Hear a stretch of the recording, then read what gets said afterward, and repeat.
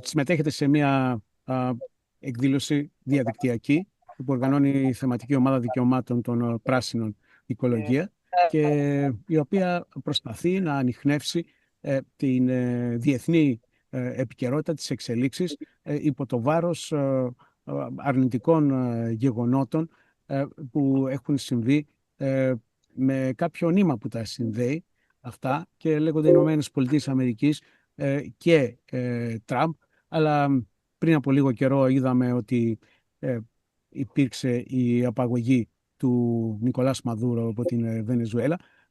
Είδαμε να υπάρχει αυτή η εξέλιξη στο Ιράν, που αρκετές εικόνες που μας έχουν έρθει μας υπενθυμίζουν ή καλύτερα εμφανίζουν ανθρώπους να κάνουν έκκληση στον Τραμπ να παρέμβει. Επίσης έχουμε την επεκτατική διάθεση Τραμπ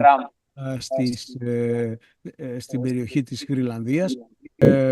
Λοιπόν, αυτό είναι ένα διεθνές σκηνικό το οποίο σήμερα θα προσπαθήσουμε να αναλύσουμε με ανθρώπους που έχουν και προσωπική εμπειρία και παρακολουθούν τις εξελίξεις αυτές επί χρόνια και μέσα από αναλύσεις έγκυρων και πανεπιστημιακών αλλά και Ινστιτούτων, αλλά ταυτόχρονα και με προσωπική πολιτική εμπειρία και προσέγγιση πάντα υπό το πνεύμα της αλληλεγγύης. Η δική μου προσέγγιση θα έχει να κάνει με το κατά πόσο ο τραμπισμός είναι φασισμός ή κάτι αντίστοιχο. Εδώ να πω ότι ο φασισμός του Μεσοπολέμου, τον οποίο ο Βίλχεμ Ράιχ είπε ότι αναδύθηκε ξαφνικά σαν εφιστιογενές νησί από το πουθενά. Ο φασισμός λοιπόν του Μεσοπολέμου ήταν ένας φασισμός μιας κοινωνίας παραγωγών, θα έλεγε ο Μπάουμαν, δηλαδή μιας κοινωνίας που είχε βιομήχανους, εργάτες, είχε παραγωγικό κεφάλαιο και είχε βέβαια να αντιμετωπίσει τη Σοβιετική Ένωση, τον κομμουνισμό, την ταξική πάλη, και ήταν και ένας φασισμός των μαζών και ήταν και ένας φασισμός της ύστερης νεωτερικότητας, που ήταν νεωτερικός φασισμός, και υπάρχει εδώ και διαλεκτικού του διαφωτισμού του Αντώνιο Χάιμερ, που αποδίδει και το ολοκαύτωμα σε αυτόν τον διαφωτισμό, στη σκοτεινή όψη του διαφωτισμού.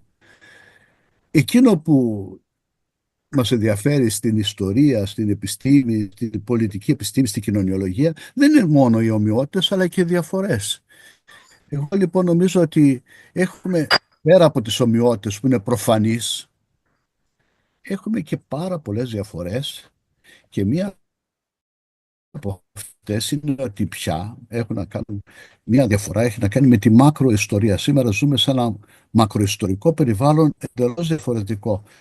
Και ο πρώτος και ο δεύτερος παγκόσμιος πόλεμος και οι φασισμοί του Μεσοπολέμου έγιναν σε ένα περιβάλλον όπου η Ευρώπη, η Δύση, αλλά κυρίως η Ευρώπη, ήταν κυρίαρχος ακόμα του κόσμου. Όπου δεν υπήρχε αμφισβήτηση στον ευρωπαϊκό πολιτισμό, όπου υπήρχε ιδεολογία της προόδου που ήταν κοινή για όλους.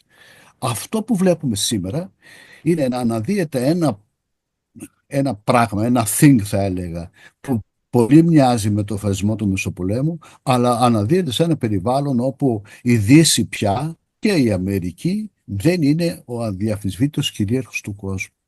Αυτό έχει πάρα πολλές συνέπειες. Ας πούμε, για πάρα πολλά χρόνια, για 3 περίπου αιώνες, η Δύση εξήγε μετανάστες σε όλο τον κόσμο, στις απικίες της. Τώρα εισάγει μετανάστες. Για πάρα πολύ καιρό η Δύση ήταν τεχνολογικά πολύ ανώτερη από τους γείτονες. Τώρα η τεχνολογική υπεροχή υπάρχει ακόμα στην Αμερική, αλλά αρχίζει και υποχωρεί, αρχίζει και φαίνεται ένας αγώνας δρόμου με την κοινωνία ίσως, αλλά αυτό μπορεί να ξεφύγει, να της ξεφύγει αυτή η κυριαρχία. Και βέβαια υπάρχει η διαρκής ανάγκη του καπιταλισμού για περιφράξεις. Τι είναι οι περιφράξεις? Ο Μάρξ μιλούσε για την πρωταρχική συσσόρευση του κεφαλαίου, που παίρναν την κοινή γη και την έκαναν, ιδιοποιούνταν οι καπιταλιστές. Αυτό στον Μάρξ συνέβη μια φορά. Μια φορά δηλαδή ο καπιταλισμός οικοδομήθηκε πάνω στη βαρβαρότητα. Αλλά η Ρόζα Λούξεμπουργκ πολύ αργότερα, το 1913, ας πούμε, στις ώρες του κεφαλαίου, λέει ότι κάθε τόσο ο καπιταλισμός χρειάζεται κάτι πέρα από την υπεραξία. Χρειάζεται καινούργια για υπερθένα εδάφη, καινούργιες οικονομίες να τις εσωματώσει και να τις καταβροχθήσει για να παράγει κέρδος. Έχουμε λοιπόν σήμερα να αναδύεται ένας τύπος φασισμού που είναι και δεν είναι σαν τους Μεσοπολέμου, ο οποίος απνοσμένα και ασθμένοντας διεκδικεί καινούργια εδάφη. Διεκδικεί αυτό το χώρο της τεχνολογικής κυριαρχίας που του ανήκει προς το παρόν και βέβαια στρέφεται προς το μόνο που έχει ακόμα πλεονέκτημα.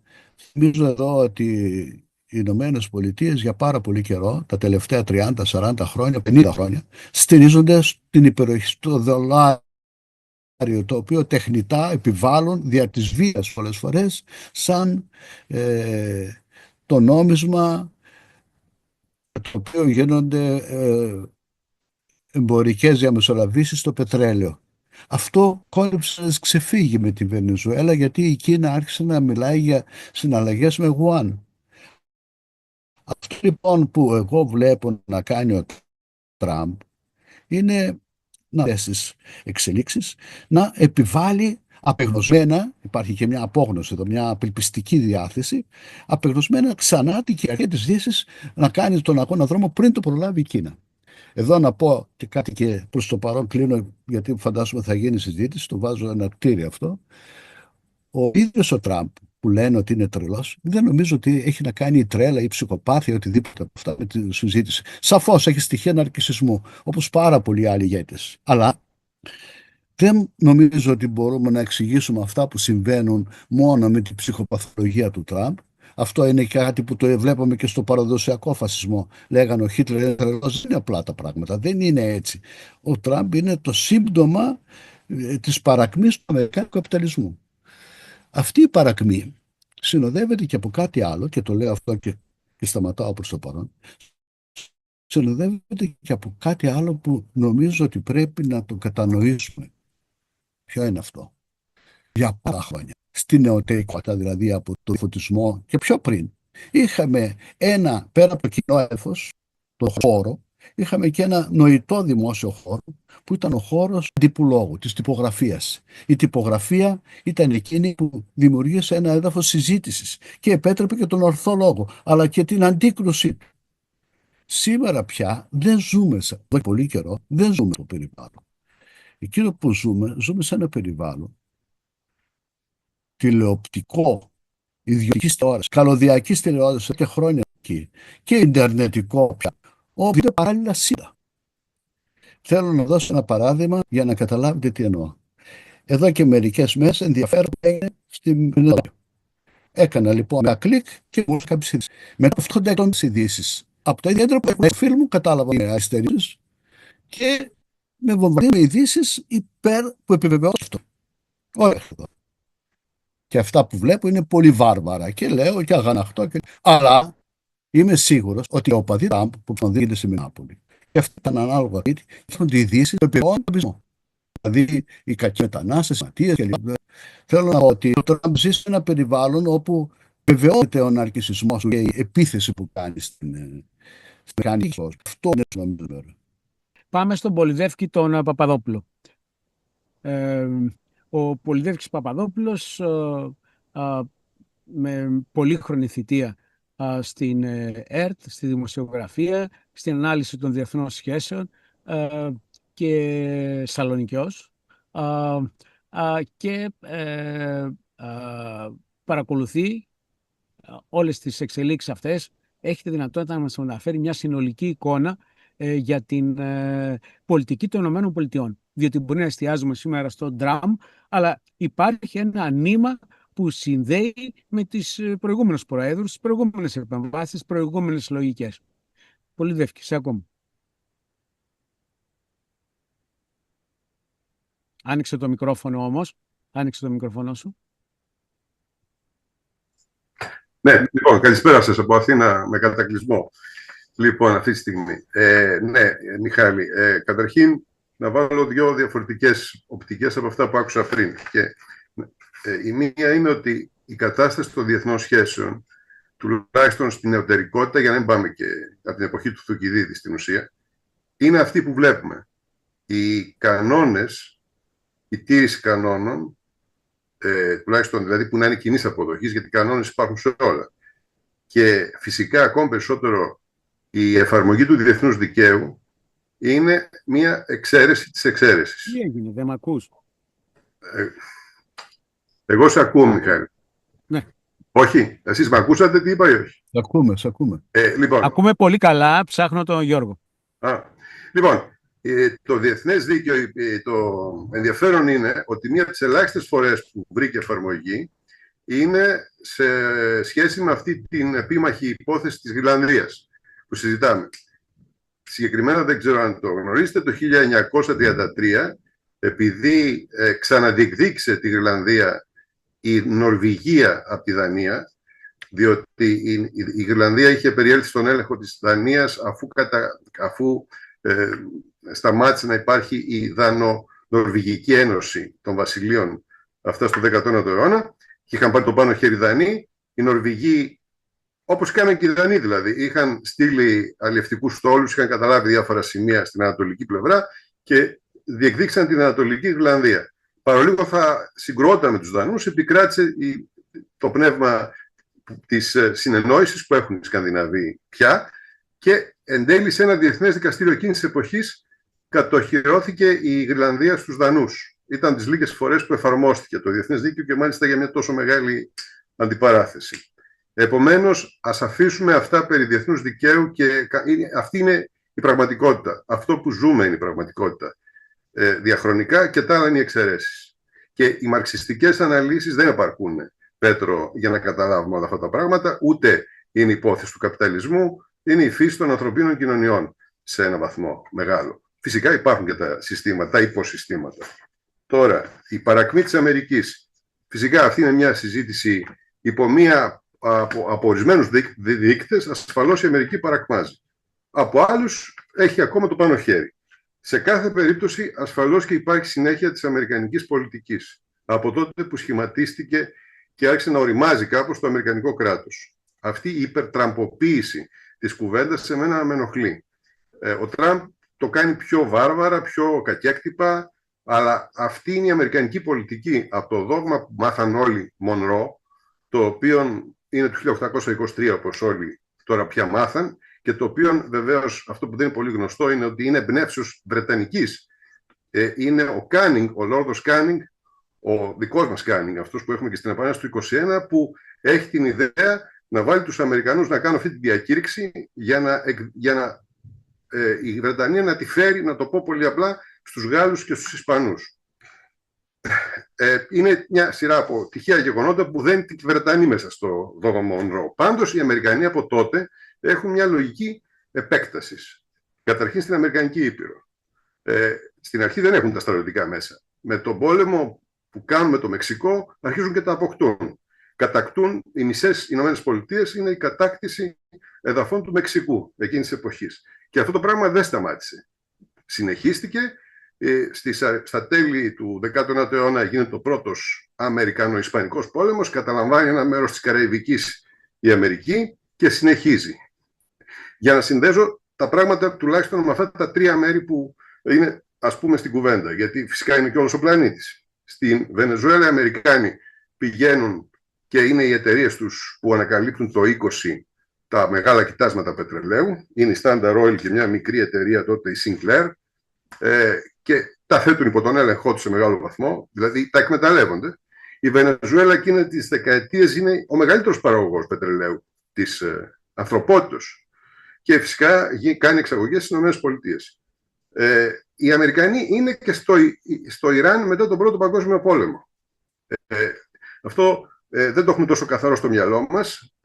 Οι αμερικανικές εταιρείες απλώνονται πολύ γρήγορα πετρελαίου και στην Αραβική Χερσόνησο και στο Ιράν. Έχει πάει πάλι η Standard Oil και τότε η Gulf Oil και προσπαθούν να πάρουν ένα μέρος της πίτας από τους Βρετανούς. Σε μεγάλο βαθμό εν τέλει και οι εξελίξεις που μας αφορούν με το Μικρασιατικό κλπ, όσοι έχουν εμβαθύνει, είχε σχέση και με τα πετρέλαια της περιοχής του Κιρκούκ και παρακάτω και του Ιράν από εκείνη την εποχή. Επομένως, αυτός είναι ένας συνδετικός κρίκος. Και φυσικά οι Αμερικανοί παραμένουν να επεμβαίνουν στο Ιράν μετά το Δεύτερο Παγκόσμιο Πόλεμο, όταν μαζί με τους Βρετανούς ανατρέπουν το Μοσαντέκ και παίρνει το Ιράν την πορεία που πήρε και που θα μπορούσε να ήταν και πολύ διαφορετική. Τώρα, η Γροιλανδία είναι γεωγραφικά μια πολύ μεγάλη περιοχή του κόσμου για να ελέγχεται από ένα τόσο μικρό κράτος όπως είναι η Δανία. Και είναι ως ένα σημείο θέμα συμπτώσεων ότι βρέθηκε στον έλεγχο της Δανίας. Πάντως, γεγονός είναι ότι οι Αμερικανοί επιχείρησαν πολλές φορές να έχουν ένα είδος ελέγχου. Πρώτα απ' όλα τους το ζήτησαν οι σύμμαχοι και ήταν εκ των πραγμάτων επιβεβλημένο με το Δεύτερο Παγκόσμιο Πόλεμο, όταν στήσαν μια σειρά από βάσεις στην Ανατολική, κυρίως Γροιλανδία, για να μπορούν να ελέγχουν τους Ναζί. Από αυτές τις βάσεις οι ίδιοι επέλεξαν να κρατήσουν μόνο μία βόρεια, η Θούλη. Η Θούλη προέρχεται από την αρχαιοελληνική γλώσσα. Είναι ο Πυθέας ο Μασσαλιώτης, ο οποίος την αποκαλεί έτσι ως το έσχατο μέρος της γης. Και το υιοθετούν, από ό,τι ξέρω, και οι Ρωμαίοι και τα λοιπά, και αυτός ο όρος χρησιμοποιείται μέχρι την εποχή μας, ώσπου η συγκεκριμένη βάση αλλάζει και παίρνει μια ονομασία των Ινουί για λόγους, επειδή αρχίζουν κάπως να αναγνωρίζονται τα εθνοτικά θέματα της Γροιλανδίας. Να πω ότι το 1968 οι Δανείοι με κατάπληξη μάθαν ότι ένα αμερικανικό αεροσκάφος, γιατί είχε αυτή η βάση τρομερή κίνηση μεγάλων αεροσκαφών, βομβαρδιστικών, επίβλεψης κλπ, ότι μετέφερε πυρηνικές βόμβες. Οι Αμερικάνοι είχαν παραλείψει να ενημερώσουν τους Δανούς, προσπαθήσαν να τις μαζέψουν, μία τουλάχιστον βόμβα δεν βρέθηκε ποτέ. Δεν εξεράγησαν, απλώς μόλυναν μια τεράστια περιοχή. Επομένως, το αποτύπωμα της Αμερικής είναι παρόν σε όλες αυτές τις χώρες και διαχρονικά. Φυσικά στη Λατινική Αμερική και στη Νότια Αμερική δεν ανάγκη να το πω. Σταδιακά προχωρούν. Το 1956 κάνουν το πρώτο επίσημο πραξικόπημα στην Γουατεμάλα και προχωρούν το 1961 στην Κούβα και φυσικά σε μια σειρά από άλλες επιχειρήσεις γνωστές μέχρι σχεδόν την εποχή μας. Το μόνο ενδιαφέρον είναι ότι συνήθως είναι ρεπουμπλικανικές κυβερνήσεις που όταν συμβαίνουν αυτά τα γεγονότα, που δεν σημαίνει βέβαια ότι οι δημοκρατικοί διαφέρουν και πάρα πολύ. Η ιστορία της Κούβας είναι περισσότερο υπόθεση των δημοκρατικών. Εν ολίγης, η Αμερική είναι παρούσα και ασχολείται με αυτά και έχει αυτή την αντίληψη εδώ και δεκαετίες. Επαναλαμβάνω ότι ο Τραμπ το κάνει πιο κακέκτυπα, πιο βάρβαρα, πιο βάναυσα. Λιγότερο διπλωματικά, αλλά αυτός είναι ο στόχος. Ωστόσο, το σημερινό της ενδιαφέρον, σε αντίθεση με αυτό που πιστεύουν οι περισσότεροι, δεν είναι η εκμετάλλευση των φυσικών πόρων. Αυτή, στην περίπτωση της Βενεζουέλας αλλά και της Γροιλανδίας, από ό,τι λένε οι ειδικοί, είναι πολυδάπανη, θέλει τεράστιες επενδύσεις, βάθος χρόνου και δεν είναι αυτό που τους ενδιαφέρει περισσότερο. Τους ενδιαφέρει, από ό,τι φαίνεται, πρώτα απ' όλα να αποκλείσουν τους αντιπάλους τους, από τη Βενεζουέλα να διώξουν τους Κινέζους κυρίως και εν τέλει και τους Ρώσους. Και στην περίπτωση επίσης του Ιράν είναι μια πιο περίπλοκη κουβέντα να κάνουμε και δεν έχει κατασταλάξει τι θα γίνει. Στην Γροιλανδία επίσης περισσότερο είναι η απόκτηση αυτού του εδάφους για λόγους στρατηγικούς και, αν θέλετε, positioning, ας πούμε. Παρά και πάλι να την εκμεταλλευτούν εμπορικά, που θα πάρει πάρα πολύ καιρό και πολλούς πόρους. Επομένως, τώρα μέσα σε αυτά υπάρχει αυτό το θέαμα που παρουσιάζει η Ευρωπαϊκή Ένωση, να μένει άφωνη, από το ένα πράγμα να τρέχει στο άλλο, να μην ξέρει από πού να φυλαχθεί. Φυσικά και δεν λειτουργεί σαν σύνολο. Είδαμε μόνο 8 χώρες έμπρακτα να προσπαθούν να στείλουν κάποιες δυνάμεις στη Γροιλανδία, και αυτό πολύ διστακτικά, συμβολικά, όλη αυτή η ιστορία με τους δασμούς και ούτω καθεξής. Και φυσικά πώς να το κάνει η Ευρώπη τη στιγμή που είναι σε συμπληγάδες, από τη μια μεριά το ουκρανικό, για το οποίο δεν έχει καμία λύση, από την άλλη τα οικονομικά της προβλήματα, η στρατιωτική της υπερεξοπλισμή και η σύγκρουσή της με αυτόν που θεωρούσε σύμμαχο και φυσικά η διένεξή της με έναν που θα πρέπει να το καλοσκεφτεί μέχρι πού θα φτάσει η σύγκρουση, εννοώ τη Ρωσία. Να πούμε ότι σήμερα, δεν ξέρω αν το παρακολουθήσατε, έχει ενδιαφέρον, Μιχάλη, ότι το Ευρωπαϊκό Κοινοβούλιο τελικά, κάνοντας την έκπληξη, παρέπεμψε την συμφωνία της Μερκοσούρ που θεωρούνταν τελειωμένη και κλεισμένη, την παραπέμπει στο Ευρωπαϊκό Δικαστήριο και την καθυστερεί για τουλάχιστον 1,5 με 2 χρόνια. Έτσι. Οπότε και ένα άνοιγμα της Ευρώπης ότι πάμε να κάνουμε μια διεθνή συμφωνία κλπ. Και αυτή εν τέλει προς το παρόν πάει πίσω και πίσω. Επομένως, δηλαδή 2 για τη συζήτηση σημεία θέλω να αφήσω. Πρώτον, αυτή είναι η κατάσταση των διεθνών σχέσεων. Ας μην έχουμε αυταπάτες, οπότε ας προσδιορίσουμε τι μπορεί να γίνει στη βάση αυτή και όχι κάποιων ιδεολογιών ή ιδεατών καταστάσεων. Και 2, η αμερικανική πολιτική σε μεγάλο βαθμό είναι διαχρονική και δεν είναι υπόθεση Τραμπ. Μάλιστα. Ευχαριστούμε τον Πολυδεύκη Παπαδόπουλο. Νομίζω ότι ακριβώς επειδή είναι διαχρονική η πολιτική των ΗΠΑ να παρεμβαίνουν, είτε με δικτατορικά καθεστώτα, είτε και με δολοφονίες ηγετών, απαγωγές τώρα. Μια διακριτή διαφορά όμως της τελευταίας εισοδείας είναι να παρεμβαίνουν και να επηρεάζουν εσωτερικά τις εξελίξεις, ώστε να υπάρχουν κυβερνήσεις που είναι συνεννοήσιμες πάντα προς όφελος των συμφερόντων που εκπροσωπούνται από τις εκάστοτε ηγεσίες και τους προέδρους. Είναι σαφές ότι ο Τραμπ μίλησε για το γνωστό baby drill. Όλος ο δυτικός κόσμος έχει οικοδομηθεί, ενώ τα συμφέροντά του, οι επεκτάσεις του, ο νεοαπικισμός, οι παρεμβάσεις στη Μέση Ανατολή, στη Βενεζουέλα, με το 20% των παγκόσμιων αποθεμάτων πετρελαίου, προφανώς και λειτουργούν σαν τους τοξικομανείς. Αλλά οι εξελίξεις στη Βενεζουέλα, με την απαγωγή του Προέδρου και τη συνέχιση του καθεστώτος, που φαίνεται να οδεύει σε κάποια συνεννόηση, είναι ένα καινούριο στοιχείο που μπορούμε να το δούμε και σε άλλες περιοχές.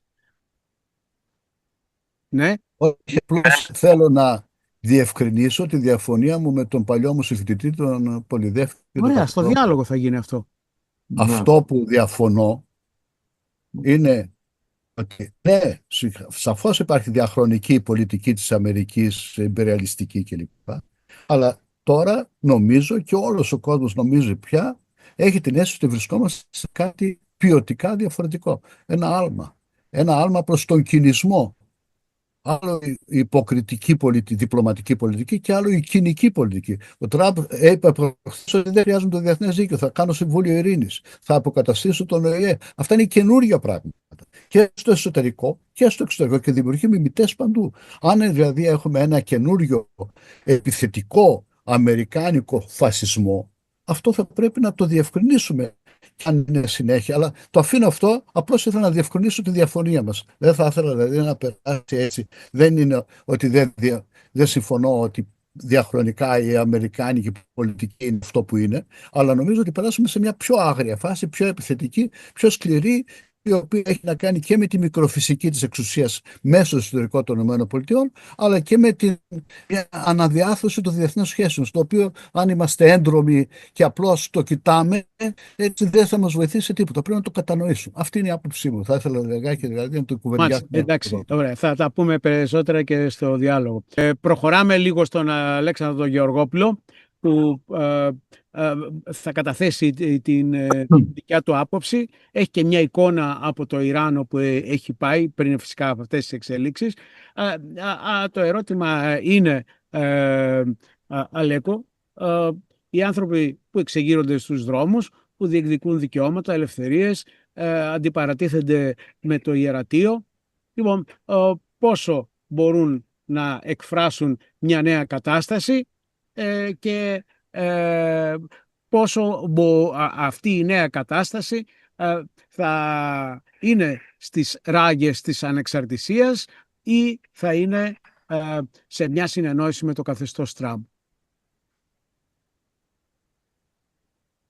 Ναι, Ε, δύο πινελιές τώρα να πω για το Ιράν και εγώ, προσπαθώντας να απαντήσω στα ερωτήματα του Μιχάλη. Εκεί έχουμε μια χώρα η οποία έχει ημικαταστραφεί από το πολύχρονο εμπάργκο που έχει επιβληθεί. Είναι ένα από τα κύρια χαρακτηριστικά είναι η καταστροφή της μεσαίας τάξης, που έχει μια παράδοση 100 χρόνων. Ξεκίνησε με το Σάχι, λίγο πριν από το Σάχι αρχίζει να φτιάχνεται μια κοσμική και επαγγελματική τάξη, με επαγγελματίες, μάνατζερες, επιχειρηματίες κτλ. Συνεχίζεται αυτό μετά το 1979 και την Ισλαμική Επανάσταση, που κατάφερε να ανεβάσει μεγάλα στρώματα κόσμου, έτσι, ένα σκαλοπάτι πιο πάνω, και να φτάσουν σε μια κατάσταση όπου γύρω εκεί στο 2000 αρχίζει να η παρακμή.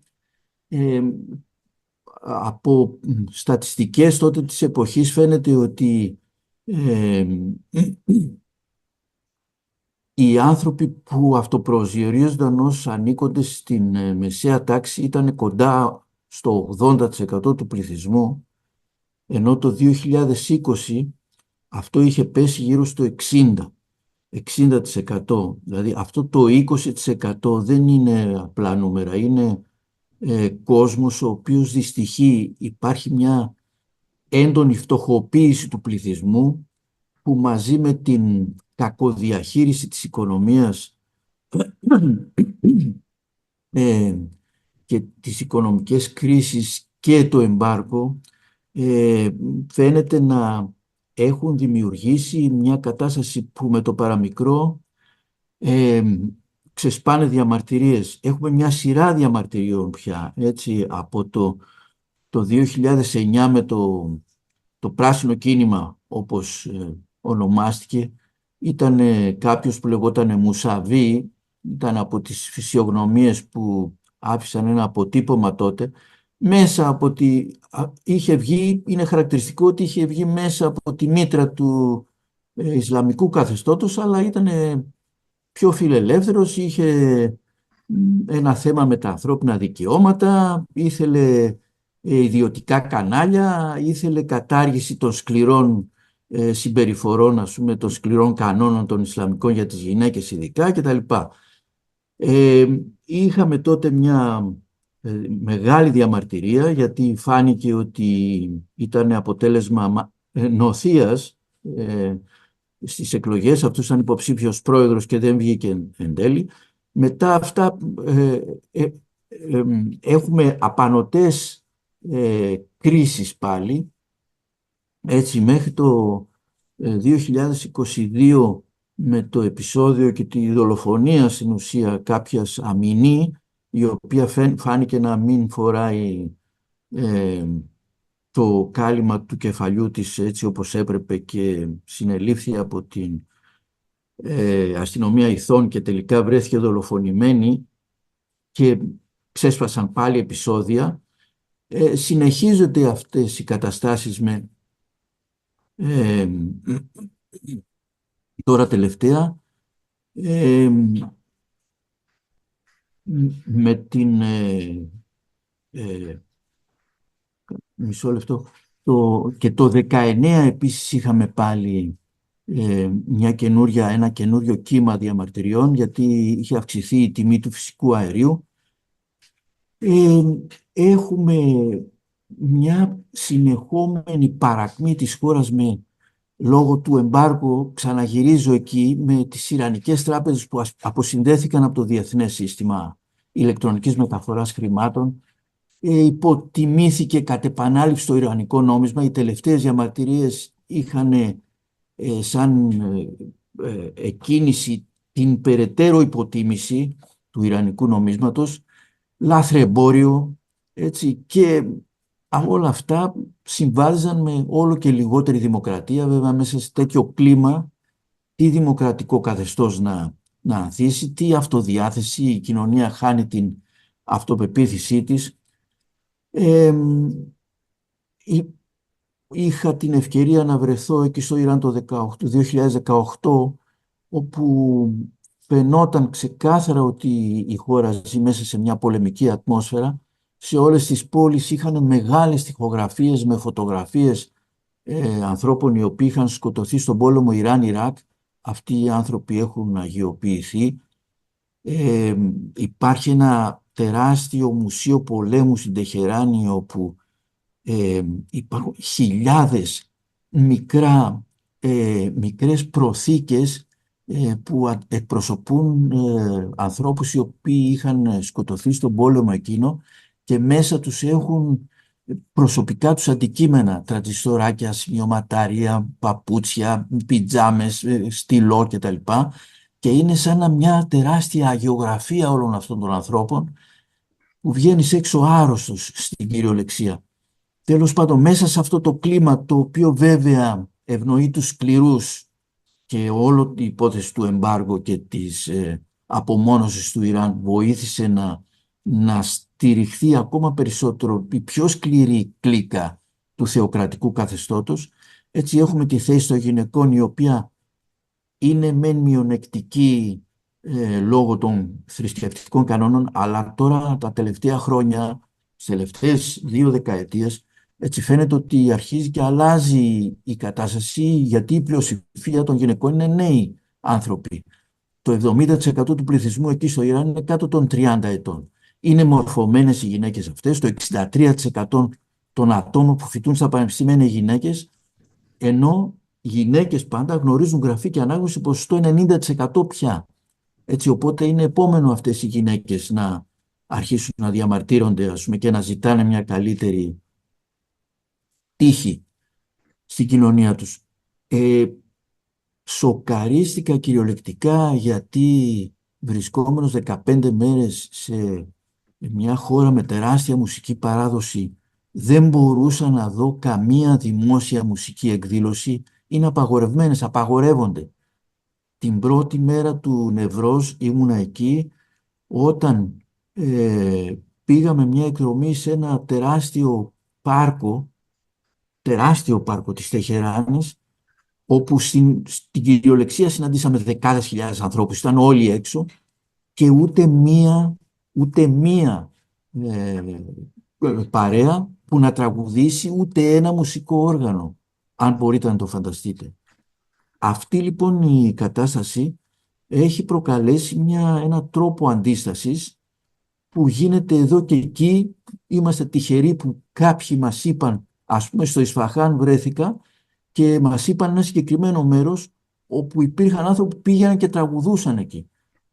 Και προφανώς αυτοί οι άνθρωποι θεωρούσαν ότι έκαναν αντίσταση. Έτσι. Επίσης, εκείνες τις ημέρες μου έκανε εντύπωση που πηγαίναμε στον δρόμο και ήταν ένας ερημικός δρόμος, και περνούσε μια κοπέλα που τραγουδούσε δυνατά και προκλητικά στο δρόμο μόνη της. Και στην αρχή μάλιστα σκεφτόμουν ότι λέω κάτι πρέπει να έχει αυτή, αλλά μετά κατάλαβα ότι ήταν ένας προσωπικός τρόπος αντίδρασης και αντίστασης της κοπέλας αυτής, που τραγουδούσε δυνατά και προκλητικά δημόσια. Τέλος πάντων, το ντύσιμο και η περιβόητη μαντήλα, έτσι, σε επίσημες συνομιλίες πρέπει να εκπροσωπούνται από άρενα μέλη της οικογένειας κτλ. Να πούμε ότι το Ιράν είναι από τις χώρες που γίνονται εκτελέσεις ακόμα. Τον προηγούμενο χρόνο εκτελέστηκαν 1.500 άτομα. Λένε επίσημες πηγές των Ηνωμένων Εθνών. Έτσι, και μαζί με την Κίνα, τη Σαουδική Αραβία και τις Ηνωμένες Πολιτείες βέβαια, είναι οι 4 χώρες οι οποίες έχουν τους μεγαλύτερους αριθμούς σε θανατικές ποινές. Ναι.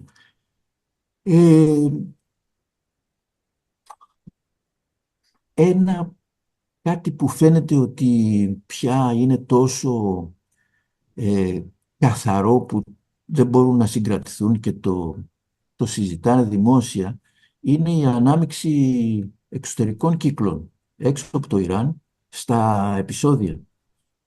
Προφανώς και δεν πρέπει να πέσουμε στην παγίδα και να πούμε ότι όχι, το Ισραήλ ή οι Ηνωμένες Πολιτείες είναι που οργανώνουν τα επεισόδια. Αυτά είναι ξεκάθαρη εκδήλωση διαμαρτυρίας των ανθρώπων εκεί οι οποίοι υποφέρουν.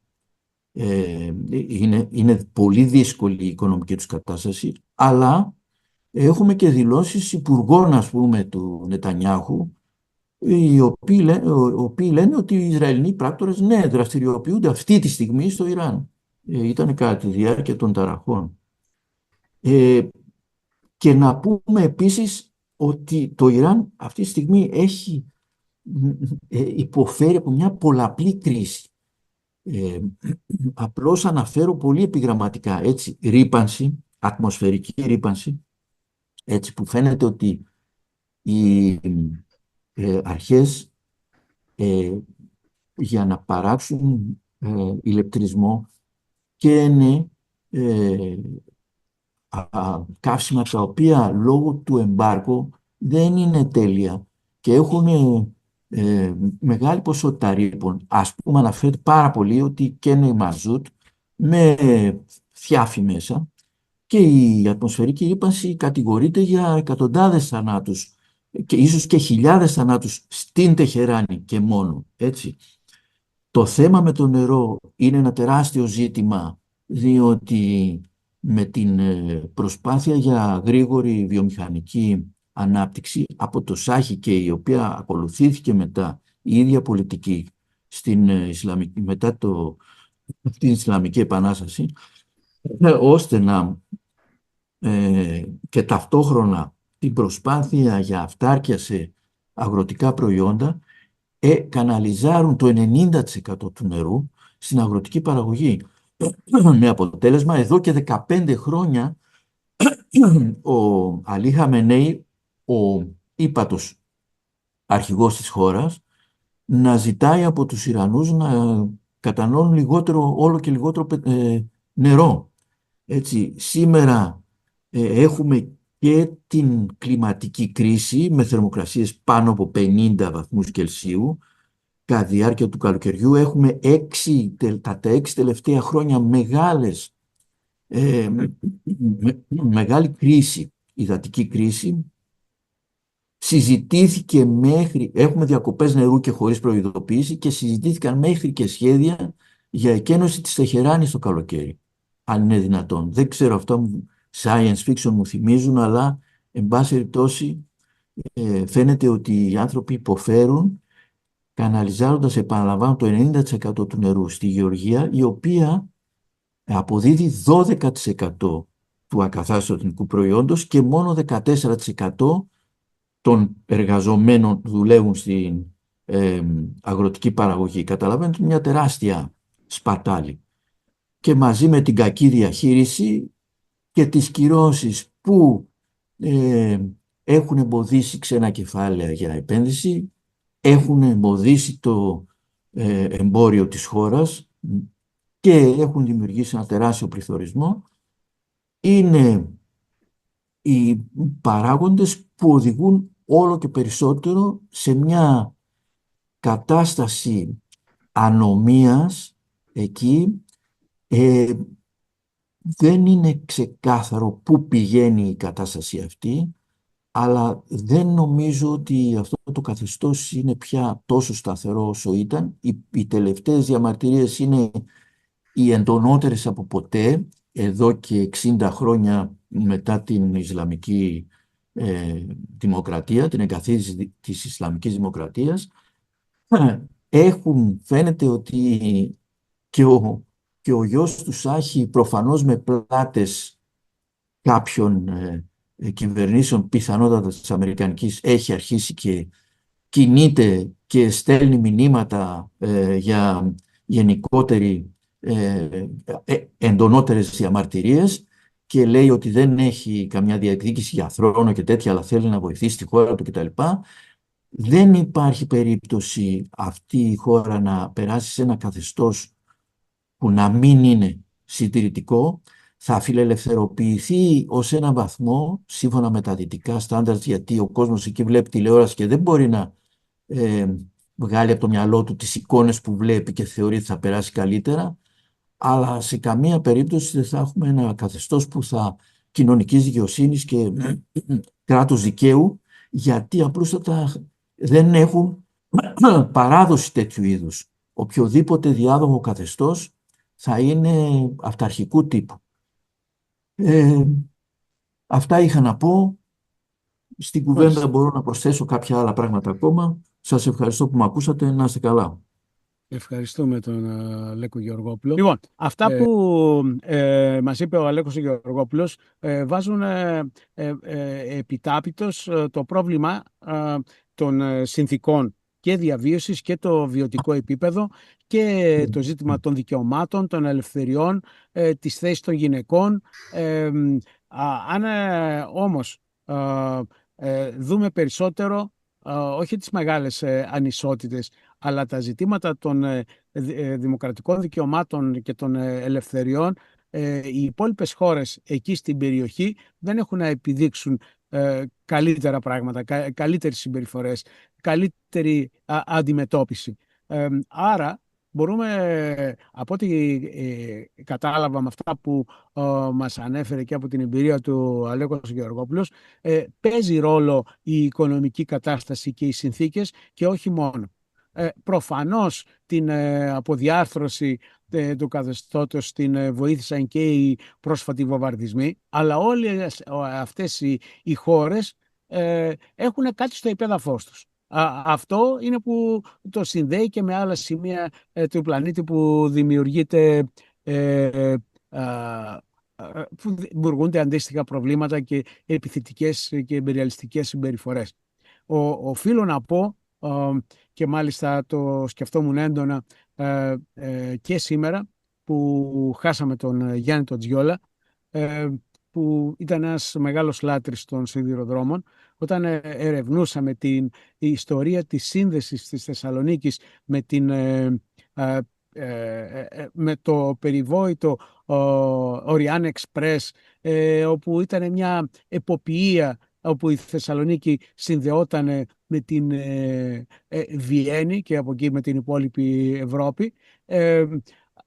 Δεν μπορούμε να το δούμε αυτό μεμονωμένα, διότι εκείνος ο σιδηρόδρομος ήταν η συνέχεια του με όλη την μυθολογία του Orient Express, όχι μόνο προς την Κωνσταντινούπολη, αλλά προς τα πετρέλαια της Μοσούλης. Η βιομηχανική επανάσταση ήταν εκείνο το γεγονός που εξάρτησε βαθύτερα από τον πλανήτη από τα ορυκτά καύσιμα, και σήμερα, παρόλη την μεγάλη επίπτωση που έχουν η χρήση των ορυκτών καυσίμων στο περιβάλλον, στην πλανητική οικολογική ισορροπία, οι δυνάμεις που μπορούν να συμπεριφερθούν με αυτόν τον τρόπο συμπεριφέρονται σαν τους τοξικομανείς που δεν μπορούν να ζήσουν χωρίς το υλικό των υποτιθέμενων ονείρων τους. Το drill baby drill είναι αυτό που με γκροτέσκο τρόπο εξέπεμψε ο Τραμπ. Αλλά ταυτόχρονα βλέπουμε και στην Ευρωπαϊκή Ένωση την κυριαρχία ιδεών και πολιτικών που αμφισβητούν όψισα βήματα, έστω υποτονικά, αλλά βήματα προς μια αναγνώριση της περιβαλλοντικής υποβάθμισης, και ήδη οι νέες συμμαχίες που έχουν διαμορφωθεί και μέσα στο Ευρωκοινοβούλιο και αποτυπώνονται από την αδιαφανή ελίτ και σε αυτούς που συνολικά κυβερνούν την Ευρωπαϊκή Ένωση, είναι προς μια κατεύθυνση συντηρητική, αλλά δεν είναι μόνο το πολιτική διάσταση, είναι και στο σχετικό και με το ζήτημα των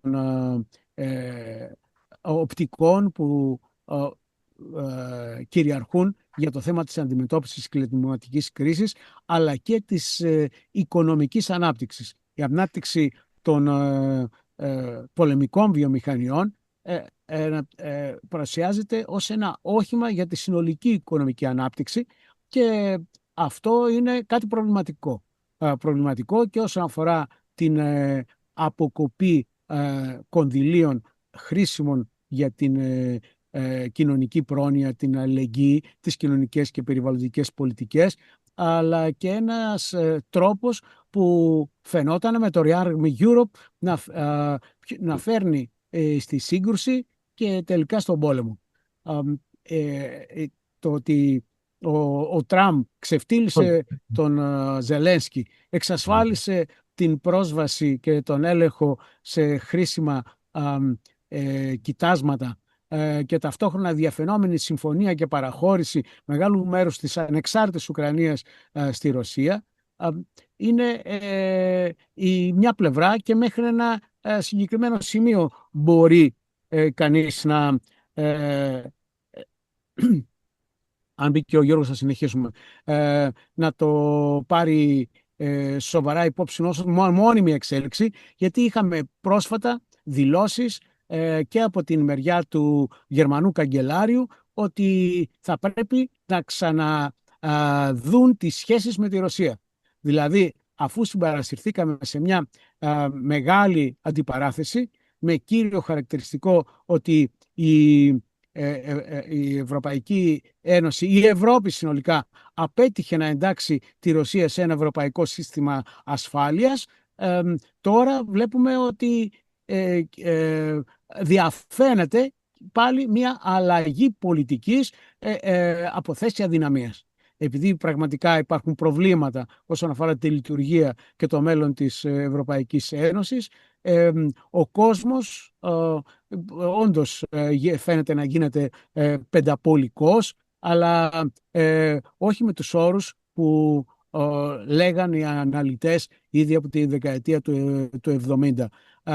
Και το ερώτημα είναι, όλες αυτές οι διεκδικήσεις, η εξάρτηση ή η διεκδίκηση ελέγχου των ορυκτών καυσίμων δεν θα είναι μόνο σε βάρος του περιβάλλοντος, ή θα φέρουν πιο κοντά τις συγκρούσεις και ένα γενικευμένο πόλεμο? Άλλωστε, ήδη πάνω από 50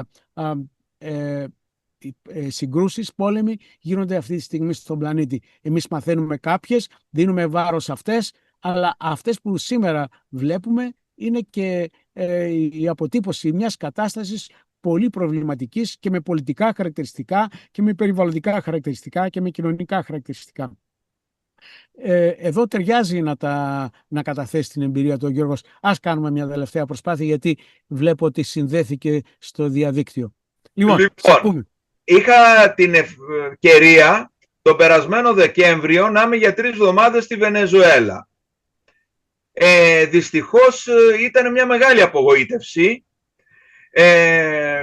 Ο κόσμος δεν περνάγε καθόλου καλά, αλλά ήταν και μερικά πράγματα που διέφεραν από αυτά τα οποία ξέραμε από παλιότερες δημοσιογραφικές εικόνες. Ας πούμε, τα σούπερ μάρκετ μόνο ελλείψεις δεν είχαν, και τα μαγαζιά στην αγορά και παντού. Ήτανε γεμάτα προϊόντα και του πουλιού το γάλα. Το μόνο πρόβλημα ήταν ότι οι τιμές ήταν λίγο ακριβότερες από την Ελλάδα.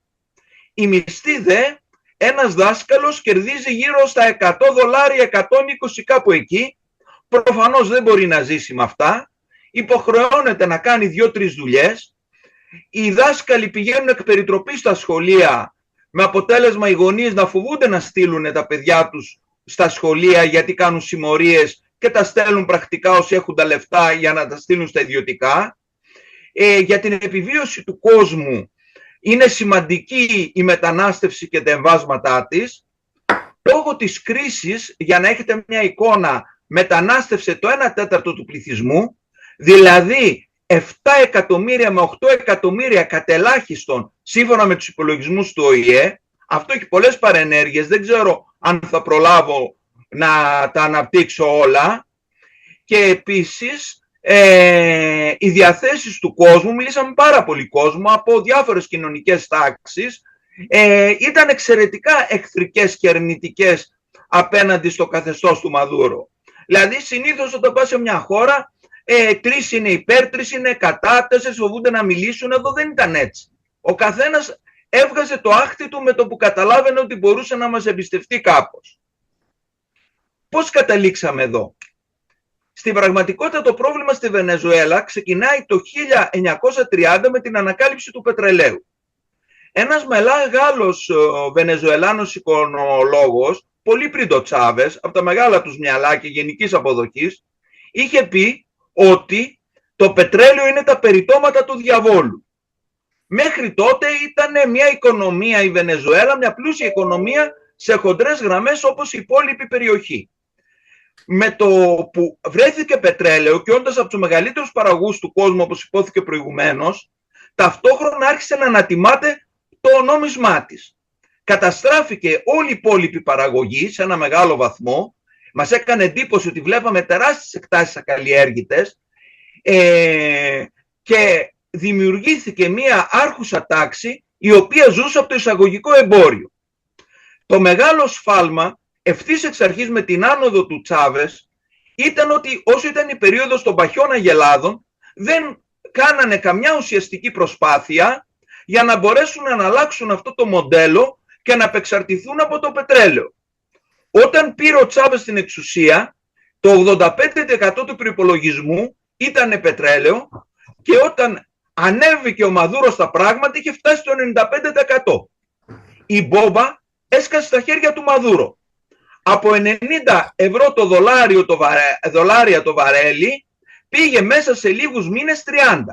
Σαν να σου κόβουμε μαχαίρι το 70% του προϋπολογισμού. Φυσικά αυτό ίσχυε και τις υπόλοιπες πετρολαιοπαραγωγές χώρες. Η Βενεζουέλα όμως δεν είχε πάρει τα μέτρα της για την πτώση των τιμών του πετρελαίου. Και δεν έφτανε αυτό, αλλά έγινε μια σωρία άλλων λαθών σχετικά. Παραδείγματος χάρη, κάνανε τρεις διαφορετικές τιμές για το συνάλλαγμα. Μία για τα είδη πρώτης ανάγκης, μία για ταξιδιωτικό και σπουδαστικό και μία η ελεύθερη αγορά. Στην πράξη, οι εκλεκτοί του καθεστώτος, και θα πω για αυτό το πράγμα, αγόραζαν δήθεν για να εισάγουν ρύζι δολάρια και τα πούλεγαν στη μαύρη αγορά, πολλαπλασιάζοντας, όχι απλώς διπλασιάζοντας, πολλαπλασιάζοντας τα χρήματά τους. Αυτό έχει να κάνει και με μια άλλη πολιτική του Τσάβες. Την είχε προσπαθήσει και σε εμάς ο Παπανδρέου τη δεκαετία του 80. Να δημιουργήσει τα καινούργια τζάκια. Με αυτόν τον τρόπο δημιουργήθηκε μια αστική τάξη ανταγωνιστική με την παλιά, η οποία, όπως και η παλιά, ουσιαστικά εξαρτιόταν από τις εισαγωγές και από τη σχέση την καλή ή κακή με το κράτος. Αυτή είναι η περίφημη μπολιμπουρζουά. Από το μπόλι, μπολιβαριανή και τα λοιπά και το αστική τάξη. Σε αυτή τη βάση η αντίθεση ανάμεσα στην καινούργια μερίδα των πλουτοκρατών και την παλιά το 14 με 17 οδήγησε σχεδόν σε ανοιχτό εμφύλιο πόλεμο. Κάπου εκεί αναλαμβάνει η Ροντρίγκες. Η Ροντρίγκες δεν είναι ένας οποιοσδήποτε άνθρωπος. Κατά γενική ομολογία από φίλους και εχθρούς θεωρείται εξαιρετικά ικανή. Η Ροντρίγκες εφάρμοσε μια σκληρότατη νεοφιλελεύθερη πολιτική, η οποία γέμισε τα μαγαζιά με προϊόντα και έριξε στα τάρταρα φυσικά το επίπεδο ζωής των εργαζομένων. Και η σκληρή καταστολή όσον αφορά τα συνδικαλιστικά δικαιώματα από κοντά μαζί. Με αυτά και αυτά όμως η Ροντρίγκες κέρδισε την επιχειρηματική κοινότητα. Και όχι μόνο τους καινούριους, αλλά και το κομμάτι των παλιών που δεν είχε σηκωθεί να φύγει, άρχισε να τη βλέπει με καλό μάτι.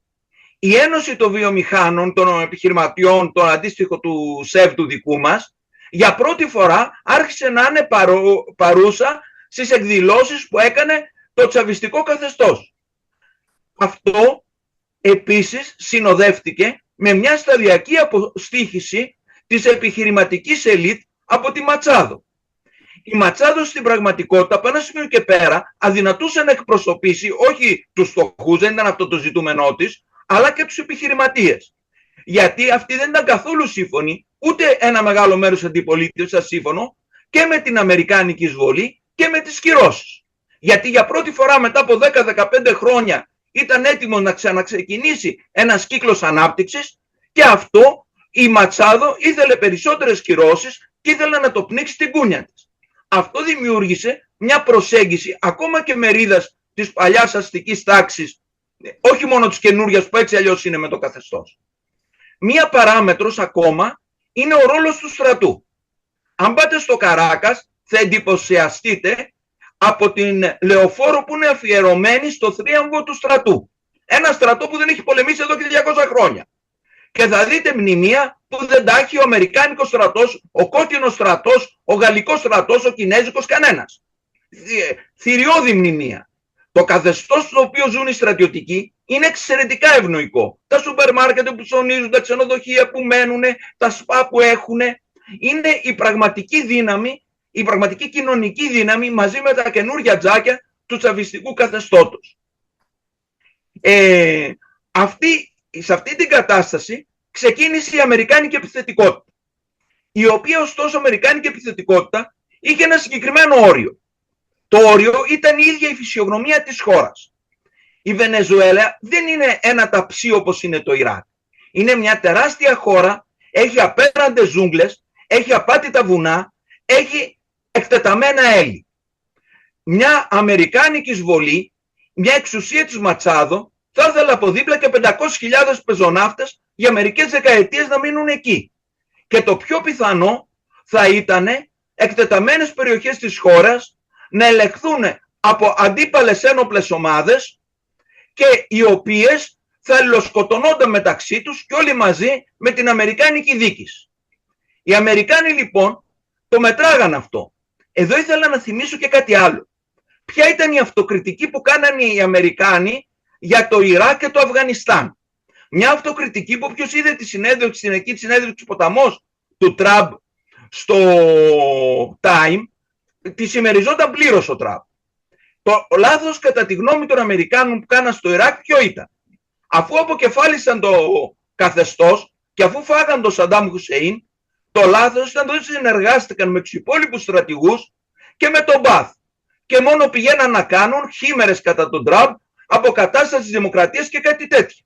Αντίστοιχα, το λάθος του Αφγανιστάν είναι ότι κατά αυτούς δεν βάλαν τους Ταλιμπάν στην κυβέρνηση πριν το 2010, όσο ακόμα οι Ταλιμπάν ήταν αδύνατοι. Η λύση κατά τη γνώμη αυτής της άποψης στην Αμερική, που είναι και αυτή που επεκράτησε, είναι ότι δεν ακολουθήθηκε η λύση του 1945 στη Γερμανία και στην Ιαπωνία. Δηλαδή, αφού κρεμάσαν στην Ιρεβέργη μερικές δεκάδες ναζιστών, ότι αξιοποιήθηκε ο υπόλοιπος μηχανισμός του ναζιστικού κόμματος για να διοικηθεί το κράτος. Το ίδιο κάνανε και στην Ιαπωνία. Επομένως λοιπόν, λαμβανομένως υπόψη ότι η Ροντρίγκες είχε την καλή μαρτυρία της ντόπιας επιχειρηματικής κοινότητας, ότι είχε κερδίσει τους πετρελαιάδες, τους Αμερικάνους, γιατί εκτός από τη CIA που έκανε έκθεση ευνοϊκή για τη Ροντρίγκες, οι ίδιοι οι μεγάλοι του πετρελαίου ήταν υπέρ της Ροντρίγκες και είχαν εκτιμήσει τις ικανότητές τους, τις ικανότητές της και τις δυνατότητες που έχει να διοικήσει. Δεν είχαν όρεξη για τη Ματσάδο να αναγκαστούν να πολεμάνε 20-30 χρόνια στη Βενεζουέλα. Αυτό δημιούργησε μια σύγκληση. Λέγονται πολλά ότι ο στρατός δεν έκανε τίποτα, ότι μόνοι που πολέμησαν ήταν οι δύστιχοι κουβανοί και διάφορα τέτοια. Εγώ θα σταθώ μόνο στα αποτελέσματα. Λες και η σύλληψη του Μαδούρο ήταν η μαγική κίνηση που άλλαξε όλα. Αυτή τη στιγμή το χρηματιστήριο του Καράκας σημείωσε εντυπωσιακή άνοδο. Οι δείκτες της χώρας βελτιώνονται δραματικά μέσα σε 10-15 μέρες. Εμφανίζεται ο ίδιος ο αρχηγός της ΣΥΑ. Η Ευρωπαϊκή Ένωση ξαναρχίζει συνομιλίες με το Καράκας. Οι Αμερικάνοι πάνε να ξαναστήσουν την πρεσβεία τους. Οι τσαβιστές βέβαια δικαιολογούν το ζήτημα λέγοντας ότι αυτόν ήταν πάντα τέτοια η πολιτική. Το ερώτημα είναι γιατί έπαψε να είναι τέτοια η πολιτική βέβαια των Αμερικάνων και της Ευρωπαϊκής Ένωσης. Εδώ βλέπουμε, για να είμαστε σκληροί ρεαλιστές, ότι ο Τραμπ αποδείχθηκε πολύ πιο ευέλικτος από μερικούς προηγούμενους νεοσυντηρητικούς και ακολούθησε με σκληρό ρεαλισμό μια επιλογή. Εγώ τώρα προσπαθώ να εκθέσω την κατάσταση όσο πιο ουδέτερα μπορώ. Αν υπάρχουν ερωτήσεις θα μπορούσε κάποιος να μου τις κάνει, γιατί είναι μεγάλη συζήτηση και θα μπορούσαμε να μιλάμε μέχρι αύριο το πρωί. Μία τελευταία παρατήρηση για τη Βενεζουέλα, δύο παρατηρήσεις. Το πετρέλαιο, το είπε κάπου ο Πολυδεύκης προηγουμένως, δεν είναι ευκόλως αξιοποιήσιμο. Όταν λέμε τα πρώτα αποθέματα πετρελαίου του κόσμου, αυτό είναι μισή αλήθεια. Γιατί ένα μεγάλο κομμάτι, ίσως το μεγαλύτερο από αυτά, δεν είναι εμπορικά αξιοποιήσιμο. Οι πετρελαιάδες είπαν στον Τραμπ ότι θέλουν $50 κόστος το βαρέλι για την άντλησή του. Και για να μπορέσουν να το αξιοποιήσουν, θέλουν πολύ ψηλές τιμές πετρελαίου διεθνώς. Γιατί αν ήταν τόσο εύκολο, θα το είχε αξιοποιήσει προηγουμένως και η Κίνα. Υπάρχει μια μικρή λεπτομέρεια που την έβγαλε το Αλζαζίρα, η οποία έχει ένα ενδιαφέρον. Όταν οι Αμερικάνοι πήγανε προς το σχιστολιθικό αέριο, εγκατέλειψαν ένα παραγωγικό εξοπλισμό, ο οποίος θα μπορούσε να ήταν πολύ χρήσιμο στη Βενεζουέλα.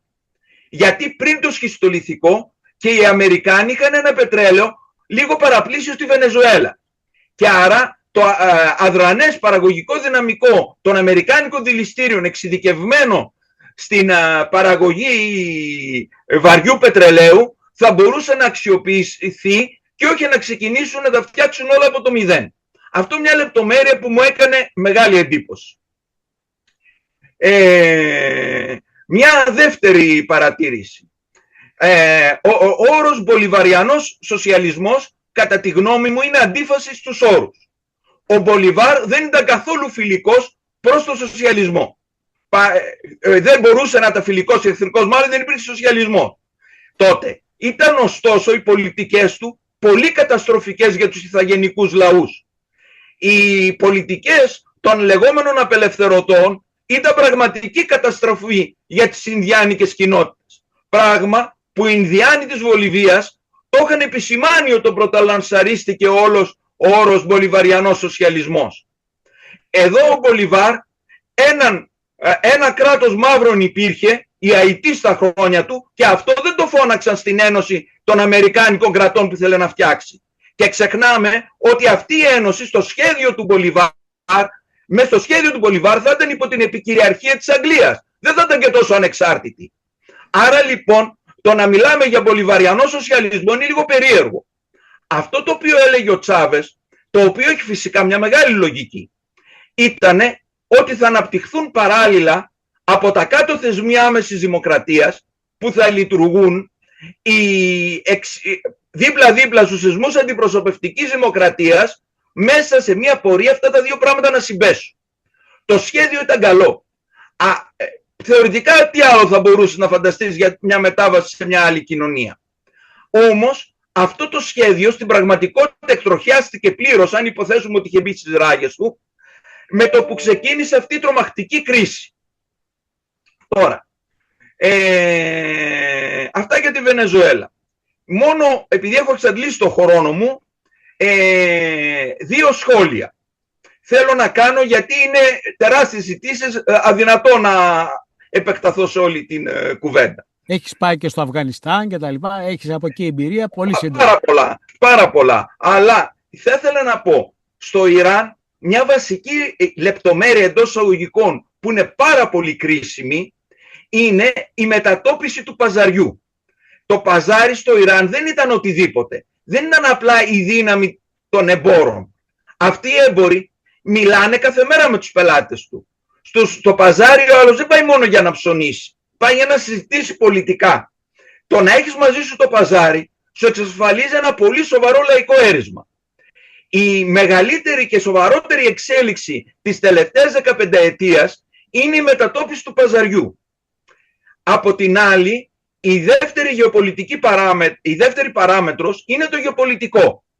Τι θα πει η μετατόπιση του παζαριού? Τι θα πει η μετατόπιση του παζαριού, τι εννοείς? Παζάρι πρωτοστάτησε στις ταραχές της πρόσφατες στο Ιράν. Το παζάρι κανονικά ήταν το βασικό στήριγμα του Ιρανικού καθεστώτος. Το βασικό στήριγμα της Ισλαμικής Δημοκρατίας ήταν το παζάρι. Το λαϊκό της στήριγμα. Αυτό που της εξασφάλιζε την επαφή με τον λαϊκό κόσμο. Το καθεστώς εδώ και καιρό έχει αντίθετη τη Βόρεια Τεχεράνη. Δηλαδή τα ευκατάστατα δυτικοστραφή στρώματα. Αυτά τα είχε αντίπαλους εδώ και δεκαετίες. Δεν είναι καινούριο. το καινούριο και αυτό που διαφοροποιεί τις εκδηλώσεις αυτές από τις εκδηλώσεις του 22 είναι το ότι το παζάρι διαδηλώνει δίπλα στη Βόρεια Τεχεράνη. Βόρεια Τεχεράνη, κάτσε να τα βόρεια προάστια τα δικά μας. Είναι οι ευκατάστατοι που είναι στραμμένοι προς τη Δύση κτλ. Αυτό είναι καινούριο και το οποίο είναι πραγματική τομή. Ένα τελευταίο, για να μιλήσω για τη γεωπολιτική παράμετρο, είναι ότι αν η Κίνα είχε την πολυτέλεια να χάσει τη Βενεζουέλα, που δεν θα τη χάσει και τελείως γιατί δεν είναι αυτό το πλάνο, δεν έχει την ίδια πολυτέλεια να χάσει το Ιράν. Είναι κρισιμότατο για αυτήν. Επομένως, θα μου έκανε μεγάλη εντύπωση το να μην υπάρξει μια σοβαρή ενίσχυση από την πλευρά της Κίνας στο Ιράν, ώστε να μπορέσει να αντιμετωπίσει τα πιο επίγοντα από τα οικονομικά του προβλήματα. Μπορώ να μιλήσω πολύ περισσότερο, αλλά θα ήθελα να πω και κάτι άλλο όσον αφορά τα γεωπολιτικά. Εγώ ήμουνα και είμαι υπέρ ενός πολυπολικού κόσμου. Με πιο σκεπτικό. Ακολουθώντας την άποψη της Χάνα Άρεντ, η οποία έλεγε δεν μπορούμε να φανταστούμε τίποτα χειρότερο από ένα παγκόσμιο κράτος, ακριβώς γιατί από την αστυνομία του δεν θα μπορούσε να διαφύγει κανένας. Ωστόσο, ο πολυπολικός κόσμος δίνει δυνατότητες, αλλά έχει και κινδύνους. Ο πιο κλασικός κίνδυνος είναι ότι οι μεγάλοι παίχτες μπορούν να κάνουν συμφωνίες μεταξύ τους και να μοιράζουν τις μικρότερες και τις πιο αδύναμες επικράτειες. Και αυτές βέβαια συμφωνίες δεν κρατάνε πάπυρον, αλλά για όσο κρατάνε μπορεί να βλέπουμε αυτό που γίνεται στην Ουκρανία συμμετρικά με αυτό που γίνεται στη Βενεζουέλα και πάει λέγοντας. Τώρα, για την Ουκρανία ήθελα να κάνω ένα σχόλιο, γιατί νομίζω ότι έχω παραβεί το χρόνο μου κατά πολύ. Κλείνε λίγο, Γιώργο. Κλείνω. Επειδή αυτές τις μέρες είναι ο Υπουργός Άμυνας του Ισραήλ στην Ελλάδα και επειδή χτίζεται η Ελληνο-Ισραηλινή συμμαχία, ενώ ο κυριότερος εχθρός του Ισραήλ, αφού πλέον ξεμπερδεύει με το Ιράν ή τουλάχιστον νομίζει κάτι τέτοιο, είναι η Τουρκία, αντιλαμβανόμαστε τον κίνδυνο να πάθουμε ακριβώς αυτό που έπαθε η Ουκρανία. Δηλαδή να εμπλακούμε σε ένα πόλεμο με την Τουρκία, ο οποίος προφανώς θα αιμορραγήσει την Τουρκία ίσως άσχημα, αλλά εμάς θα μας καταστρέψει. Άρα λοιπόν μια ρεαλιστική πολιτική για τις ελληνοτουρκικές σχέσεις είναι απαραίτητη σήμερα, γιατί το πάθημα της Ουκρανίας, η φοβερή καταστροφή που έχει πάθει αυτή η χώρα, αναλαμβάνοντας πολέμους τους οποίους θα τους έπρεπε να τους είχε αποφύγει, πρέπει να μας δείξει το τι ακριβώς πρέπει να αποφύγουμε.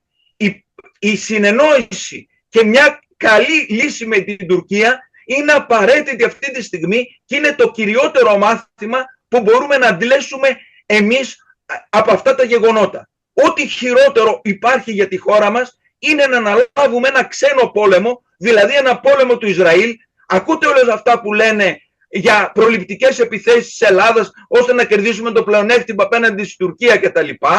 Τα οποία είναι κατά τη γνώμη μου ένας θανάσιμος κίνδυνος μας απειλεί. Αυτά. Ωραία. Ευχαριστούμε, Γιώργο Χιμαρόδης. Έχουν γίνει διάφορα ερωτήματα και εδώ και στο Facebook που μας παρακολουθούν, όμως έχουν προτεραιότητα αυτοί που υπομονετικά συμμετέχουν εδώ. Ήδη βλέπουμε ένα χέρι από τον Ντάνη το Στυλίδη, ο οποίος είναι καθηγητής αρχιτεκτονικών ενδιαφερόντων, αλλά και με μεγάλο ενδιαφέρον για τα διεθνή. Σ' ακούμε, Ντάνη. Ναι, όντως είμαι καθηγητής αρχιτεκτονικής, αλλά έχω και πολιτικά ενδιαφέροντα, όπως ξέρεις πολύ καλά, Μιχάλη. Δεν είμαι αρχιτεκτονικών ενδιαφερόντων, λοιπόν, είμαι και πολιτικών ενδιαφερόντων. Όπως ξέρεις, από 20 χρονών παιδιά, τότε με κάποιον τρόπο, και εγώ στην περιφέρεια της δικιάς σου δραστηριότητας, έκανα ό,τι μπορούσα και κάνω ακόμα. Απλώς ήθελα να... Δεν ξέρω αν είναι η στιγμή μου, δηλαδή, για να κάνω μια τοποθέτηση. Όχι τοποθέτηση, ερώτηση προς τους συζητητές. Θα κάνουμε... Ήθελα μόνο να κάνω μια διευκρίνηση στην γραμμή της σκέψης του κυρίου Λιερού για το πετρέλαιο. Αν μου επιτρέπετε αυτό το πράγμα, μπορώ να το πω. Για το τι συμβαίνει στη Βενεζουέλα με τα πετρέλαια, δηλαδή. Αν είσαι σύντομος, να την ακούσουμε. Ναι, θα είμαι σύντομος. Το έχω μικροδημοσιεύσει και αυτό το κειμενάκι. Κοιτάξτε να δείτε τι γίνεται. Το πετρέλαιο της Βενεζουέλας είναι το λεγόμενο crude, είναι βαρύ πετρέλαιο. Είναι ένα πετρέλαιο δηλαδή το οποίο για να επεξεργαστεί στα δηληστήρια τα αμερικάνικα χρειάζεται πολύ υψηλή τεχνολογία, γιατί οι θερμότητες που πρέπει να ανεπτυχθούν είναι μεγάλες και πρέπει να διαχωριστεί το θείο από το πετρέλαιο. Κατά αντίθεση, το πετρέλαιο το οποίο παράγεται μέσα στις Ηνωμένες Πολιτείες, μέσα σε αυτή τη χώρα των θηρίων, της αγέλης των θηρίων, δηλαδή που καταστρέφει συστηματικά τον πλανήτη τους τελευταίους 2 αιώνες, από τότε που απέκτησε ένα νόημα, δηλαδή σαν χωρικά ορισμένη περιοχή και σαν ελίτ πλουτοκρατών, το πετρέλαιο τους είναι το light crude, είναι ένα πετρέλαιο το οποίο είναι εύκολα επεξεργάσιμο και μπορεί πολύ γρήγορα με μια συμβατική θερμική επεξεργασία να μας δώσει γρήγορα κυροζίνη, πετρέλαιο και βενζίνη. Η διαφορά αυτή φέρνει το εξής παράδοξο. Η Αμερική να εισάγει τεράστιες ποσότητες πετρελαίου, κυρίως από την Βενεζουέλα, και να εξάγει ποσότητες πετρελαίου. Οι ποσότητες πετρελαίου που εξάγει προς την Ευρώπη και άλλες χώρες ουσιαστικά είναι οι ποσότητες πετρελαίου που είναι πολύ εύκολα να επεξεργαστούν και γι' αυτό έχουν κατασκευαστεί τα δηληστήρια στην περιοχή του κόλπου, του λεγόμενου κόλπου που πάει να αλλάξει το όνομα του πλέον. Ενώ το να γυρίσουν τα δηληστήρια Αμερικανοί, να τα κάνουν δηλαδή να μπορούν να επεξεργαστούν και το βαρύ πετρέλαιο, είναι μια επένδυση 3 εκατομμυρίων. Αυτό δεν το θέλουν.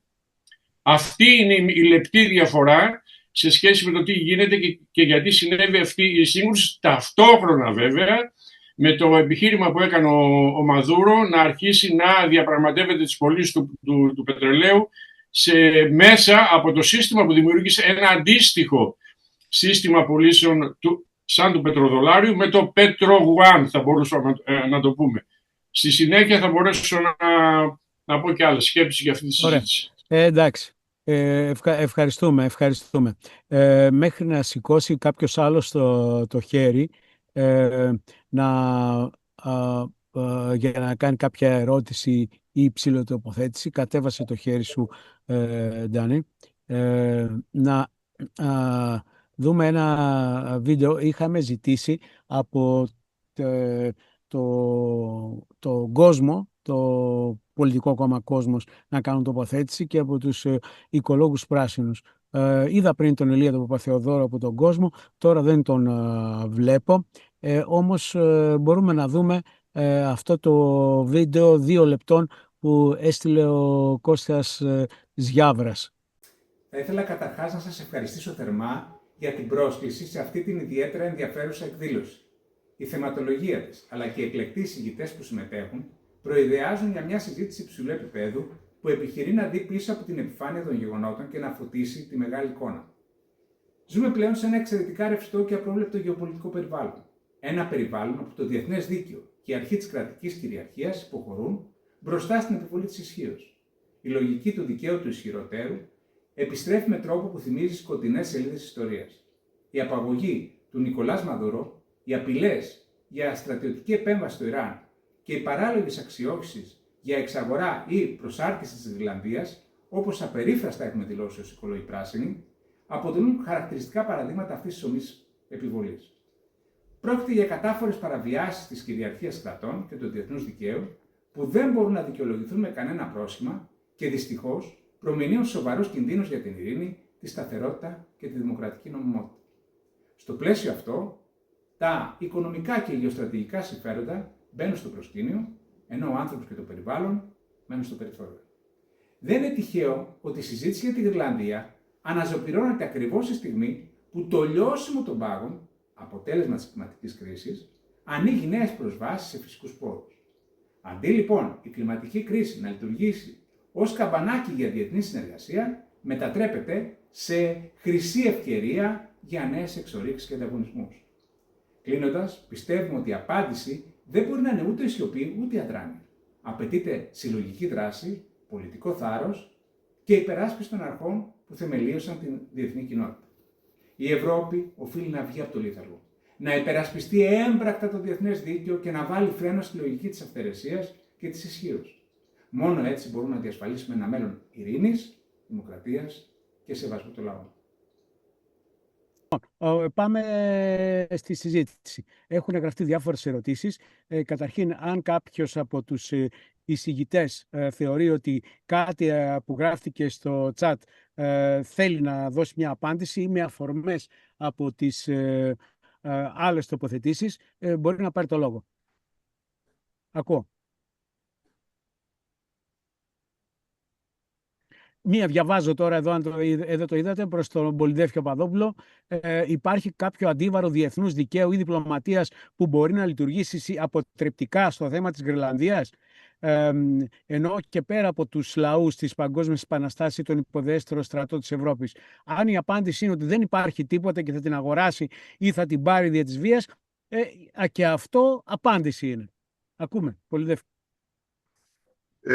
Ναι, κοιτάξτε, προσωπικά δεν είμαι πολύ φαν της φιλολογίας περί διεθνούς δικαίου και διεθνών οργάνων. Είπα πριν ότι το 1933 δύο ομοειδίωμος κράτη που ήταν σε ένα ομοειδές σύστημα, η Δανία και η Νορβηγία, τα βρήκαν και τελικά δεν συγκρούστηκαν και η Ιρλανδία περιήλθε οριστικά στην Δανία, η οποία Δανία βέβαια, όντας δημοκρατική και κράτος δικαίου κτλ., ανακαλύπτουμε ότι μέχρι και τη δεκαετία του 70 συμπεριφέρθηκε φρικτά στους ηθαγενείς. Επομένως, ας κάνουμε λίγο οικονομία στους όρους διεθνές δίκαιο, ποιοι τους χρησιμοποιούν, ποιοι είναι οι καλοί και ποιοι είναι οι κακοί. Εγώ ξαναεπιμένω ότι όποιος ξέρει λίγο ιστορία και δει μακροσκοπικά τις διεθνείς σχέσεις, αυτή λίγο πολύ είναι η κατάσταση των διεθνών σχέσεων. Σύγκρουση, σφαίρες επιρροής, η σκληρή ισχύς απέναντι στην ήπια και πολύ περισσότερο απέναντι στο διεθνές δίκαιο. Δυστυχώς αυτή είναι η πραγματικότητα. Το να λέμε τα θέλω μας ή να σηκώνουμε γροθιές ή να μιλάμε ιδεολογικά, εντάξει, το κάνουμε, αλλά δεν θα έχει μεγάλο αποτέλεσμα. Η Ευρωπαϊκή Ένωση, γιατί αυτό πρέπει να μας ενδιαφέρει, Μιχάλη, εμάς εδώ, από το να απλώνουμε τη συζήτηση σε όλο τον πλανήτη, ας κοιτάξουμε τι μπορεί να κάνει η Ευρωπαϊκή Ένωση. Αν μπορεί να παραμείνει κάπως ακόμη μια κάπως συνεκτική ομάδα, έτσι. Λοιπόν, περισσότερο αυτοί πρέπει οι χώρες μας δηλαδή, να συνειδητοποιήσουν την πραγματικότητα. Ο κόσμος δεν θα είναι ακριβώς πολυπολικός, 5 και 6 πόλη. Φυσικά υπάρχουν χώρες ανερχόμενες, αλλά μάλλον πάμε για 3 πόλους, Αμερική, Κίνα και η Ευρώπη, υπό την έννοια ότι μπορεί να συνεργαστεί αντί να συγκρούεται με τη Ρωσία. Αυτός θα μπορούσε να είναι ο τρίτος πόλος. Μάλιστα. Ο Γιώργος Ομπλιώνης.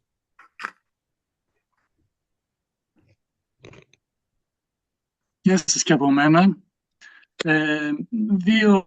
Δύο παραμέτρους θα ήθελα να βάλω σαν ερωτήματα, σαν συμβολή στη συζήτηση.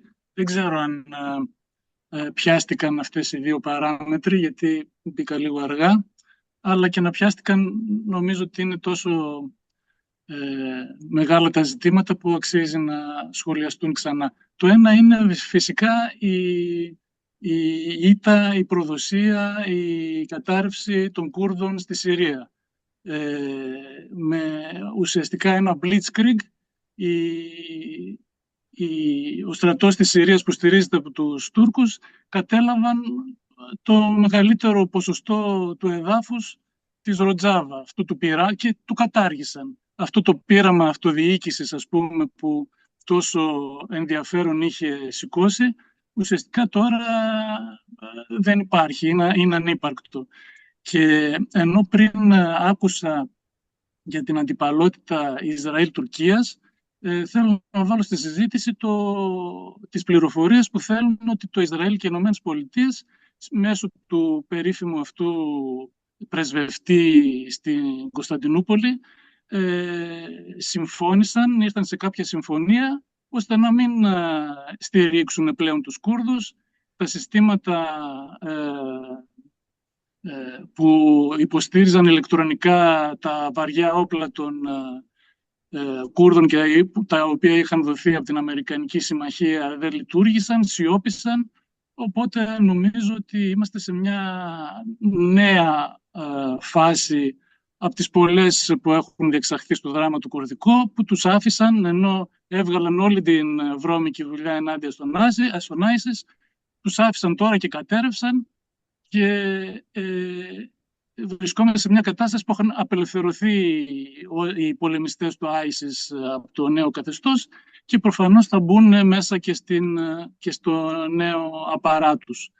Το δεύτερο ζήτημα που θα ήθελα να βάλω είναι άκουσα προηγουμένως τον Πολυδεύκη τον Παπαδόπουλο να μιλάει για την πολιτική της Ευρώπης και τον Γιώργο Ντολιερό που να μιλάει για μια ρεαλιστική πολυπολική πραγματικότητα.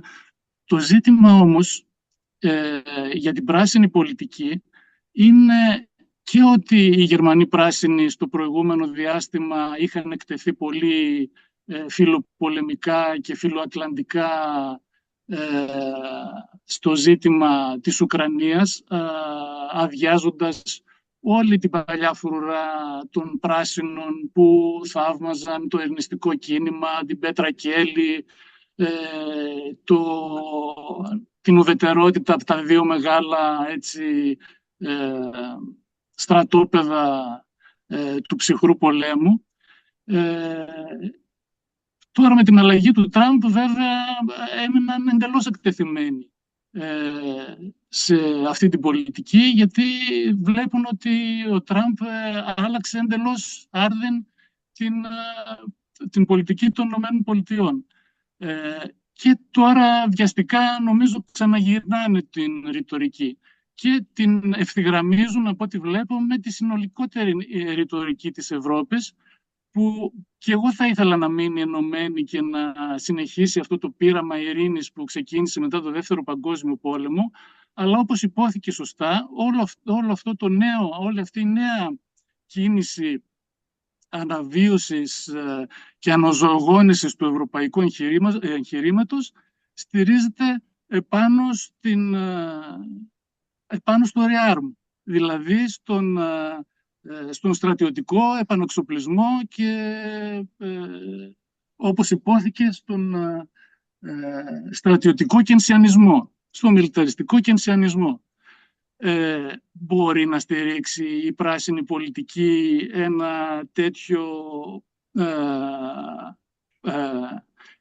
μια τέτοια διεθνή κατεύθυνση που να θέλει μέσω του επανεξοπλισμού της Ευρώπης να γίνει ο τρίτος πόλος και να συγκρούεται σε τοπικές συγκρούσεις στρατιωτικά με τους δύο άλλους πόλους? Ναι. Ή θα μπορούσε να είναι μια ριζοσπαστική ειρηνική κατεύθυνση που θεωρείται από ό,τι βλέπω και από πολλούς εδώ αφελής και ουτοπική πλέον?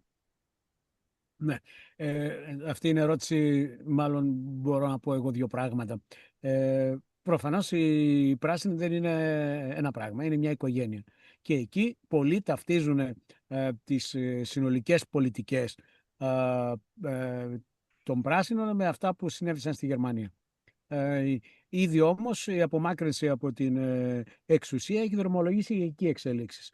Οφείλω να πω κιόλας ότι υπήρχε μια πλήρης κυριαρχία των υπόλοιπων πράσινων και στο θέμα της προσέγγισης του προβλήματος με τη Γάζα, της καταστροφής, της γενοκτονίας. Εκεί λοιπόν υπήρξαν σε όλα τα γερμανικά κόμματα πολιτικές επιλογές οι οποίες είχαν να κάνουν με το ολοκαύτωμα και την ευθύνη των Γερμανών.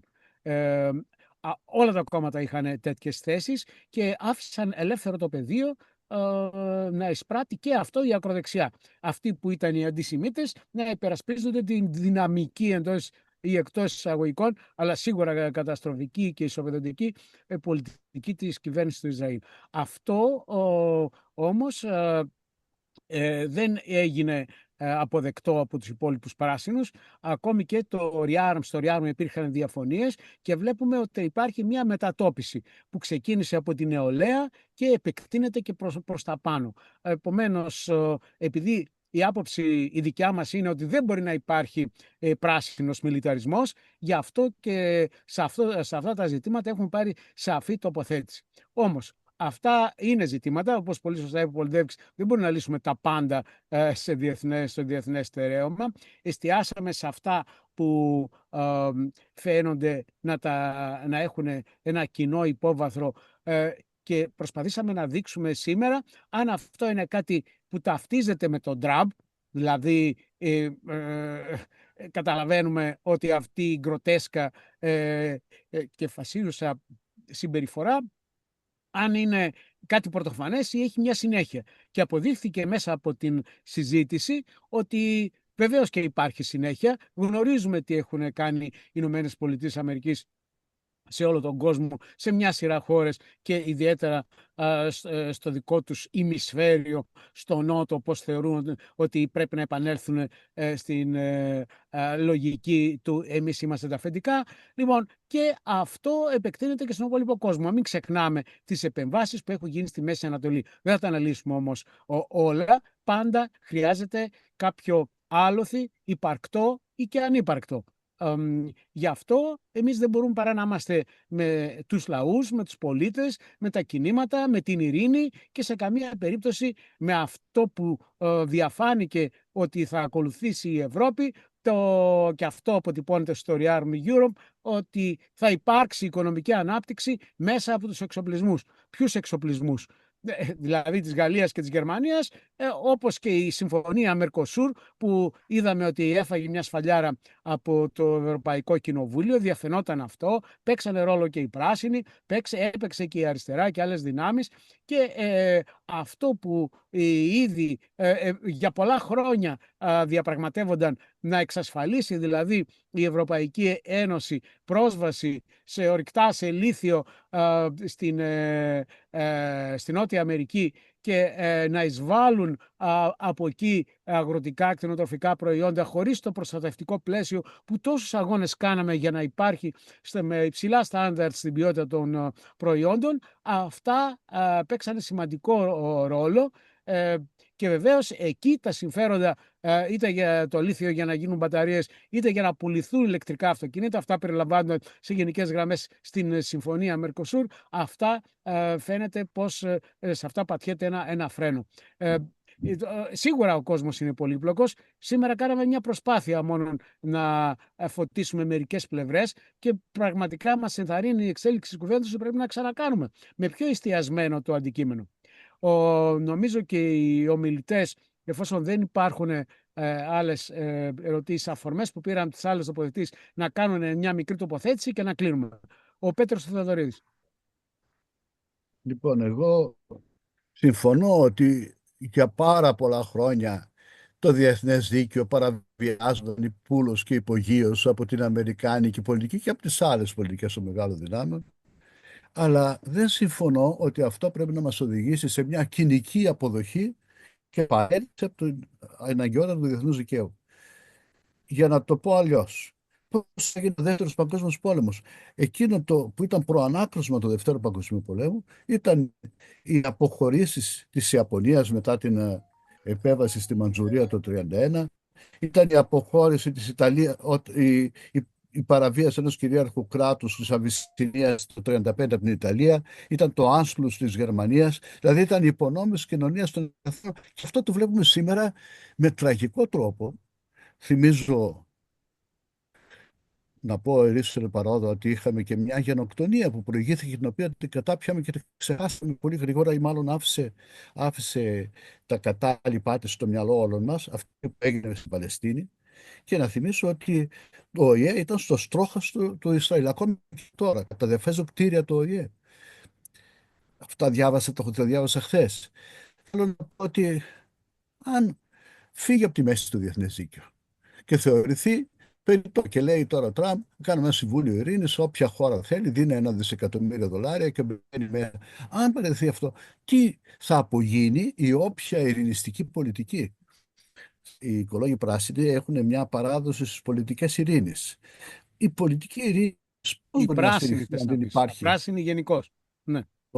Πώς μπορεί να στηριχτεί αν δεν υπάρχει διεθνή όργανα, διεθνές δίκαιο, διαιτησία, όλη αυτή η διεθνές δικαστήριο, διεθνές ποινικό δικαστήριο, το οποίο έβγαλε τον Νετανιάχου, τέλος πάντων, εγκληματία πολέμου. Αν δεν υπάρχουν όλοι αυτοί και δεν τους αποδεχτούμε αυτούς τους θεσμούς και αποδεχθούμε αυτή την κοινική μετατόπιση προς μια πολιτική όπου η κάθε χώρα θα στηρίζεται στις δικές της στρατιωτικές δυνάμεις, όπως βλέπω το μόνο που μπορώ να δω εγώ είναι ένας πόλεμος όλων αντίον όλων.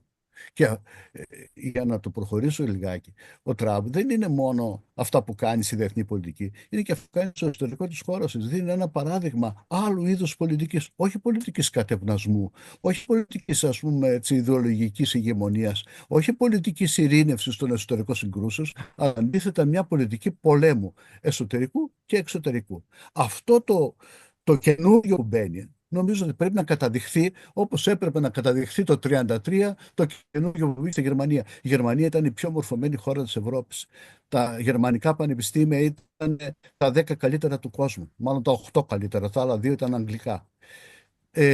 Είχε ένα τρομερά μεγάλο σοσιαλδημοκρατικό κόμμα και ένα πολύ μεγάλο κομμουνιστικό κόμμα. Και παρόλα αυτά υπέκυψε στον Χίτλερ, γιατί ο Χίτλερ εφάρμοσε με το που ανέλαβε την εξουσία μια πολιτική bullying, τρομοκράτης των πάντων. Αυτό κάνει και ο Τραμπ σε πολύ μεγαλύτερο βαθμό και έξω και μέσα. Νομίζω ότι θα πρέπει να τα δούμε, να τα διακρίνουμε, να τα καταδείξουμε και να δούμε σιγά σιγά, αφού τα καταδείξουμε και τα καταδείξουμε, ότι περνάμε σε μια άλλη φάση από τους ορισμούς. Υπάρχουν πολλοί ορισμοί του φασισμού. Εγώ ασχολούμαι με το ζήτημα καμιά 40 χρόνια, αλλά θυμάμαι τον πιο απλό, το χοντροκομμένο του Δημητρόφ, ότι ο φασισμός είναι η πολιτική του πιο αντιδραστικού κομματιού του χρηματιστικού κεφαλαίου, και νομίζω ότι ταιριάζει κάντε σε αυτό που γίνεται, αυτή η επιθετικότητα, μαζί με όλα βέβαια τα συμπαραμαρτυρούντα, έτσι, πρέπει να καταδειχθεί και να μιλήσουμε γι' αυτό ομάτι ξάστερα. Αλλιώς νομίζουμε ότι κάθε φάση είναι το ίδιο. Το 2004, με τον Μιχάλη Τρεμόπουλο, να μιλήσουμε για κάτι πολύ πιο μικρό, είχαμε την περίπτωση του Ψωμιάδη. Ο Ψωμιάδης αντιμετωπιζόταν από την τότε αριστερά και το κέντρο σαν μια συνέχεια παλιών πολιτικών. Ο Τρεμόπουλος και πολλοί άλλοι γύρω του είδαμε ότι είναι κάτι καινούριο. Αυτό που είναι κάτι καινούριο τότε είναι στην πραγματικότητα και κάτι καινούριο και τώρα, και πρέπει να το δούμε. Είναι ο φασισμός της μετανεωτερικότητας. Είναι ο φασισμός μιας ατομικιστικής εποχής. Είναι ο φασισμός της κοινωνίας του θεάματος. Αυτό ζούμε. Αυτή είναι η άποψη. Μάλιστα. Ο Αλέκος ο Γεωργόπουλος, που χρόνια υπερασπίζεται τις αρχές της μη βίας, πώς βλέπει τον κόσμο σήμερα? Νομίζω ότι είμαστε πια τόσο μακριά από αυτό που συζητάγαμε, από τα ζητήματα της μη βίας που συζητάγαμε παλιότερα, που έτσι είμαι και λίγο απογοητευμένος. Είναι το παγκόσμιο κλίμα πια, είναι κλίμα πολέμου. Είναι αυτό που με ανησυχεί και με φοβίζει. Έτσι, είναι ένα κλίμα πια όπου καταπατώνται και οι στοιχειοδέστεροι κανόνες και δεν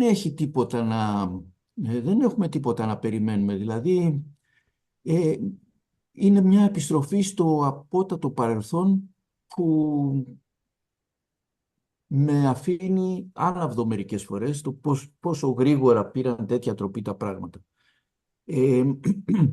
Να πω για το θέμα που θίχθηκε πιθανού πολέμου Ελλάδας-Τουρκίας, και είναι ένα θέμα που πρέπει να απασχολεί πάντα και να είμαστε πάντα με ένα βλέμμα στην πιθανότητα αυτή που θα είναι καταστροφική για τη χώρα, το είπατε, και με τις αλλαγές συσχετισμών που βλέπω γύρω μου, είναι ένα ζήτημα η αντιπαλότητα Τουρκίας-Ισραήλ και Ιράν-Τουρκίας ενάντια στο Ισραήλ και στην Ελλάδα, και δεν ξέρω εγώ τι άλλο μπορεί να προκύψει, το οποίο θα είναι, παραλαμβάνω, καταστροφικό. Δεν μπορώ να σκεφτώ άλλη καταστροφή χειρότερη. Να πω ότι ήδη έχει αρχίσει μια τεράστια συζήτηση για την πολεμική οικονομία, και πώς θα είναι μια κατάσταση στο μέλλον όπου ο πόλεμος θα αντιμετωπίζεται σαν επιχείρηση, προγραμματίζεται και ένα συνέδριο από το Αριστοτέλειο. Υπήρξαν αντιδράσεις και είπαν ότι θα το μεταφέρουν το συνέδριο εκτός πανεπιστημίου, διότι προβλέπεται δύσκολες καταστάσεις για τους συνέδρους, που έχει τέτοιο περιεχόμενο, ατυχώς. Τέλος πάντων, και να τελειώσω λέγοντας ότι στο Δεύτερο Παγκόσμιο Πόλεμο όλα αυτά τα φασιστικά καθεστώτα και τα ολοκληρωτικά κατάφεραν να σύρουν την ανθρωπότητα σε μια τεράστια καταστροφή χωρίς προηγούμενο. Σκοτώθηκαν πάνω από 40 εκατομμύρια άνθρωποι και τεράστιες ζημιές κτλ. Όμως τώρα η μεγάλη διαφορά είναι ότι αυτοί μπορούν να καταστρέψουν και τον πλανήτη μαζί με τα εκατομμύρια που θα πεθάνουν. Έτσι, είναι ικανοί να καταστρέψουν όλο τον πλανήτη, να έχουν μια οικολογική καταστροφή άνευ προηγουμένου. Αυτό που λέγαμε παλιά, οικοκτονία. Πολυδεύκης.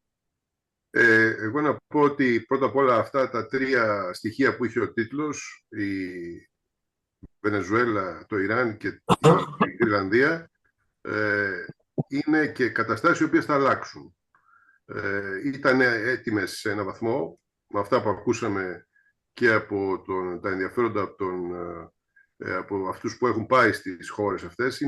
Επομένως, πώς θα γίνει και πότε ακριβώς θα αλλάξει. Ήδη έχει αλλάξει το καθεστώς στην πραγματικότητα στην Βενεζουέλα. Είναι απλώς βάλε ένα σακάκι από μέσα έξω. Είναι θέμα χρόνου να φύγει τελείως και το σακάκι από τη μέση. Στο Ιράν επίσης αυτή η κατάσταση δεν θα διαρκέσει για πάντα. Ήταν πολλές αλλαγές όριμες, να δούμε εάν θα γίνει με πολύ αιματηρό τρόπο ή λιγότερο. Η Ιρλανδία επίσης θα αλλάξει για γεωγραφικούς λόγους. Αυτή είναι η ιστορία της, και για κλιματικούς βεβαίως. Αυτό που δεν αλλάζει είναι η αμερικανική πολιτική, το ξαναλέω. Και μην μένουμε μόνο στην μέθοδο Τραμπ. Οι σκοποί και οι στόχοι των Αμερικανών ήταν παρόμοιοι. Μεταξύ των οποίων ήταν η εξασθένιση της Ευρώπης πάντα. Της Ενωμένης Ευρώπης, αυτού του εγχειρήματος, τέλος πάντων, σιγά σιγά μετά το Δεύτερο Παγκόσμιο Πόλεμο. Φυσικά υπάρχουν πάντα πρόθυμοι στην Ευρώπη να συνδράμουν το έργο των Αμερικανών. Όλες αυτές οι νέες χώρες του πρώην Ανατολικού Μπλοκ που μπήκαν είχαν άλλη νοοτροπία και ψυχολογία. Αναμενόμενο. Οι βαλτικές χώρες το να έχουν αυτές τις ιστορικές και ψυχολογικές στάσεις και ανησυχίες είναι κατανοητό. Αν ήμουν Φιλανδός επίσης, αν ήμουν Πολωνός επίσης. Αλλά όλη η Ευρώπη να έχει υιοθετήσει αυτή την ιστερία, την αντιρωσική, και τώρα να έχει αρπαχτεί από ένα κεινσιανικού τύπου μιλιταρισμό ή που θα σώσει την οικονομία της επίσης με μια οικονομία πολέμου, είναι μια τρέλα. Από αυτό πρέπει τάχιστα να απομακρυνθούμε. Είναι ρεαλιστικό να γίνει, γίνεται σε κάποιο βαθμό πολιτικά, ήδη συμβαίνει, και φυσικά να κοιτάξει τον κόσμο, όχι πώς θα ήθελε να είναι όλα αυτά που ακούω περί διεθνούς δικαίου και το δέον γενέστε, πώς είναι τα πράγματα. Επαναλαμβάνω, 3 πόλοι είναι οι βασικοί που θα διαμορφωθούν, οι 2 υπάρχουν, είναι η Κίνα και οι Ηνωμένες Πολιτείες, να δούμε αν υπάρχει χώρος για την Ευρώπη, η οποία για να τον απαρτήσει αυτόν τον πόλο ασφαλώς χρειάζεται να τα βρει με τη Ρωσία. Μάλιστα. Ωραία, ευχαριστούμε. Εγώ δεν θα πω κάτι, ήδη ξεπεράσαμε το 2ωρο. Ευχαριστώ τον Πέτρο και για την αναφορά που έκανε στο μέτωπο με τον Ψωμιάδη. Να θυμίσω ότι αυτές τις μέρες και εκτός δημοσιότητας συνεχίζεται η δίκη για όλα αυτά που αγωνιζόμασταν 20 χρόνια και μέσα στο επόμενο διάστημα θα υπάρχει και απόφαση με ένα δικαστήριο το οποίο πηγαίνει σε βάθος. Ήδη υπάρχουν άλλες 2 συνεδριάσεις, μία κάθε εβδομάδα, και θα έχουμε αποτελέσματα. Όλα αυτά τα ζητήματα που συζητάμε έχουν να κάνουν με την εξασθένιση της δημοκρατίας και του κράτους δικαίου. Έτσι, το οποίο φαίνεται να αναδύεται μέσα από την ανάδυση αυτών των αυταρχικών καθεστώτων, κομμάτων μάλλον, που πάνε να γίνουν καθεστώτα σε όλη την Ευρώπη και τα οποία ευνοούνται και από τον Τραμπ και από τον Πούτιν. Μάλιστα. Ωραία, ευχαριστούμε και τον Αλέκο τον Γεωργόπουλο και όσους συμμετείχαν σήμερα. Αυτή τη στιγμή στην πραγματικότητα αριστερές κυβερνήσεις έχουν μείνει 3. η Βραζιλία, το Μεξικό και Κολομβία. Είναι πάρα πολύ κρίσιμο για τους επόμενους μήνες οι εκλογές στην Κολομβία, αν θέλει κάποιος να έχει το πανόραμα. Δυστυχώς η κατάσταση στην Κούβα είναι πάρα πολύ άσχημη και φυσικά στην Νικαράγουα δεν έχει καμιά σχέση με κάποιο καθεστώς που θα μπορούσε κάποιος με κάποιο τρόπο να υποστηρίξει. Αυτά. Ωραία. Ευχαριστούμε πολύ λοιπόν. Καλή σας νύχτα και καλή συνέχεια.